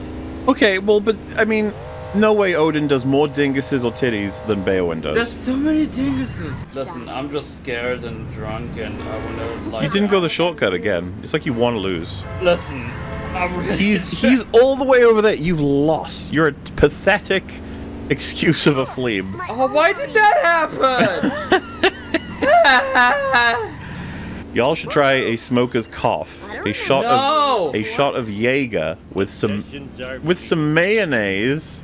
It's gross. Why would anyone ever do that? Why is it even called a smoker's cough? There was Odin, right? It was like probably Jägermeister and mayonnaise or something. Mayonnaise? What are you, from Germany? Mayonnaise. Future advice, don't do beer and liquor at the same time. Go with one. And don't do Fireball, complete hangover crap. Go with a decent tequila. A good one. Sounds like a fucking coward to... If not bourbon and scotch. Drunkler, you and crew need to watch the vid of the OG God of War creator talking like Synthetic Man. He said Kratos shouldn't have character growth. David Jeffrey can suck my fucking dick. Isn't the meme that he made the Underworld level? How can he ever speak again? He made the Underworld level. It was horrible. Remember the Underworld level from God of War 1? It was horrible. Where the fuck is that guy? How did I know? Here I was, getting set to go out running to lose my fat area. I hate this level. He just threw the controller at me, like, it's all ogre now. Give me your best drinker impression commentating this race. Oi, I'm drinker, mate. I'm gonna fuck your shit up. That's more like Australian, but I don't know. Commentate the race. Oh. Let's do this thing. It's the best race of the world. Down a bit, you know. He's got the best world of the race in Hyrule. He got stuck. Let's get ready to rumble. Quieter, you cunt. Let's get ready to rumble. Oh, he crashed because he's a little cuck. Look at him, he's cucking out. Burpenheimers in my fucking mouth. Why'd you have fingerprint access to your phone? That's because dumb. I live in the future. You're livid at the future? I'm living in the future. Ask Metal what gets wetter and wetter as it dries. Metal? Your mom. That... Okay. Since Jay Longbone has popped up, can't believe you rejected the chance to get smothered in her tits. That... what? That's the true cuck move, Laugh Massive. When someone tweets at you that that's a thing, you do understand that she and I live on opposite ends of the planet, right? I don't think my face is that long. It's like the most obvious shit. You collect his chainsaw for the cheese because you don't have any knives anymore. I like cheese. See, this is easy. This is for people with no brain eyes. You haven't got to do anything. So mean to me? It's not mean if it's basic. This is 2 + 2 equals... I thought we were friends. The second 2. Chad! Oh, complaining to Papa Chad. Speak mean to me. And look, I'm collecting coins on the way, which I told you to do. You speak mean to me. Let me guess. If I beat Chapter 2, you're gonna... You're gonna make... Oh, the hearses of death. They stole all my money, and now I'm gonna get mission failed. No. Metal Commander has switched from oral alcohol to alcohol enemas. Enema. Enemas. Enema is an animal. Enemas. It runs around the African plains. Yeah, maybe that's what... It's from Meme. He's from that place, isn't he? What? Meme is from Africa? I don't know. I don't think so. I speak bullied. Enema. I'm really Enema. I want to go to bed. Oh, you want to go to bed? I'm very drunk. Okay, I'll do the rest. Woo! You do the rest? Okay, I'm just gonna sit here. Okay, go to Sleepy Vice. I'm gonna look at chat. Oh, for fuck's sake, again. The police, they just ruin everything, don't they? Chat the Popo, it's ruining everything. Do you think we can get $600 dues before I have to buy. I don't know, but I'm in a place when I close my eyes, it's like a fucking roller coaster. What does that mean, though? It's very like woo. Metal has the spins. It's funny because you know the devs when they made this were like, we want to encourage people to explore the fucking maps that we made, but at the same time we recognize that there are some goobers named Metal Commander who will go through the game so quickly that they won't appreciate anything we put in there, and then they'll be mad at us for having to ask them to actually explore. And you know what? That is sad, because now they're going to be like, oh, we better shove a bunch of money in one place so that he doesn't get too mad about having to look around. It's like the whole reason games suck is you, Matt. Wow! It don't come back to me? Chat, is it anything I've said incorrect? Chad, please. Chat, haven't I not just described the entire Chad problem is so mean, with the gaming industry as Metal Commander? Chad, if you love me a little bit, come on. Chat, come on. This is the truth hurts, but the truth is true. That's why it hurts. Chad, come on. Moodle caused World War II? That's a lie. Yeah, he ended it. Can we get a Gollum clap chant in chat? I don't think people are just gonna do that. You need to give them incentives. Gollum! Gollum! Gollum! Gollum! That's all you get, alright? How does it feel to be a failure, Mel? That's just every day for me. Dude, not only have I been busted, my car is fucked up. They made me fail the mission. I think we should probably stop, okay? If I can't even do... I only started the difficult missions, alright? I don't think I can do it, I'm too drunk. Thank you all for joining us for this particular adventure. It was great, guys. Thank you for hanging But out. I think myself and Metal are going to sleep. Don't worry, I will make sure to drink at least a liter of water before I go to sleep. Mel, you should probably do the same, okay? I'll try. Oh. He said he'll try. So that's good enough. I'll try. But okay, you guys have a good day. Thanks for hanging out, guys. Thanks for hanging out. Bye-bye. Metal is a smelly flea, apparently. I'm a smelly flea. Don't pee the bed. Hey, that's the natural part of it, okay? I'll pee everywhere if I want to. You gonna Christmas yourself? Hello, you just listened to a segment of the podcast Every Frame a Pause, or EFAP. Hosted by YouTubers MauLer, Rags, and Fringy, and joined by a cycling variety of guests across the internet, they critically analyze media with exhaustive detail while pausing at every single frame. Subscribe to the EFAP channel and catch new episodes on Saturdays, as well as catch their smaller videos reacting to the latest and not-so-greatest movies and TV shows throughout the week. You can also subscribe here to EFAP highlights for the latest shorts, clips, and supercuts, also uploaded throughout the week. Links to all the relevant channels can be found in the description section below, as well as links to their communities on Reddit and Discord. Thanks for watching.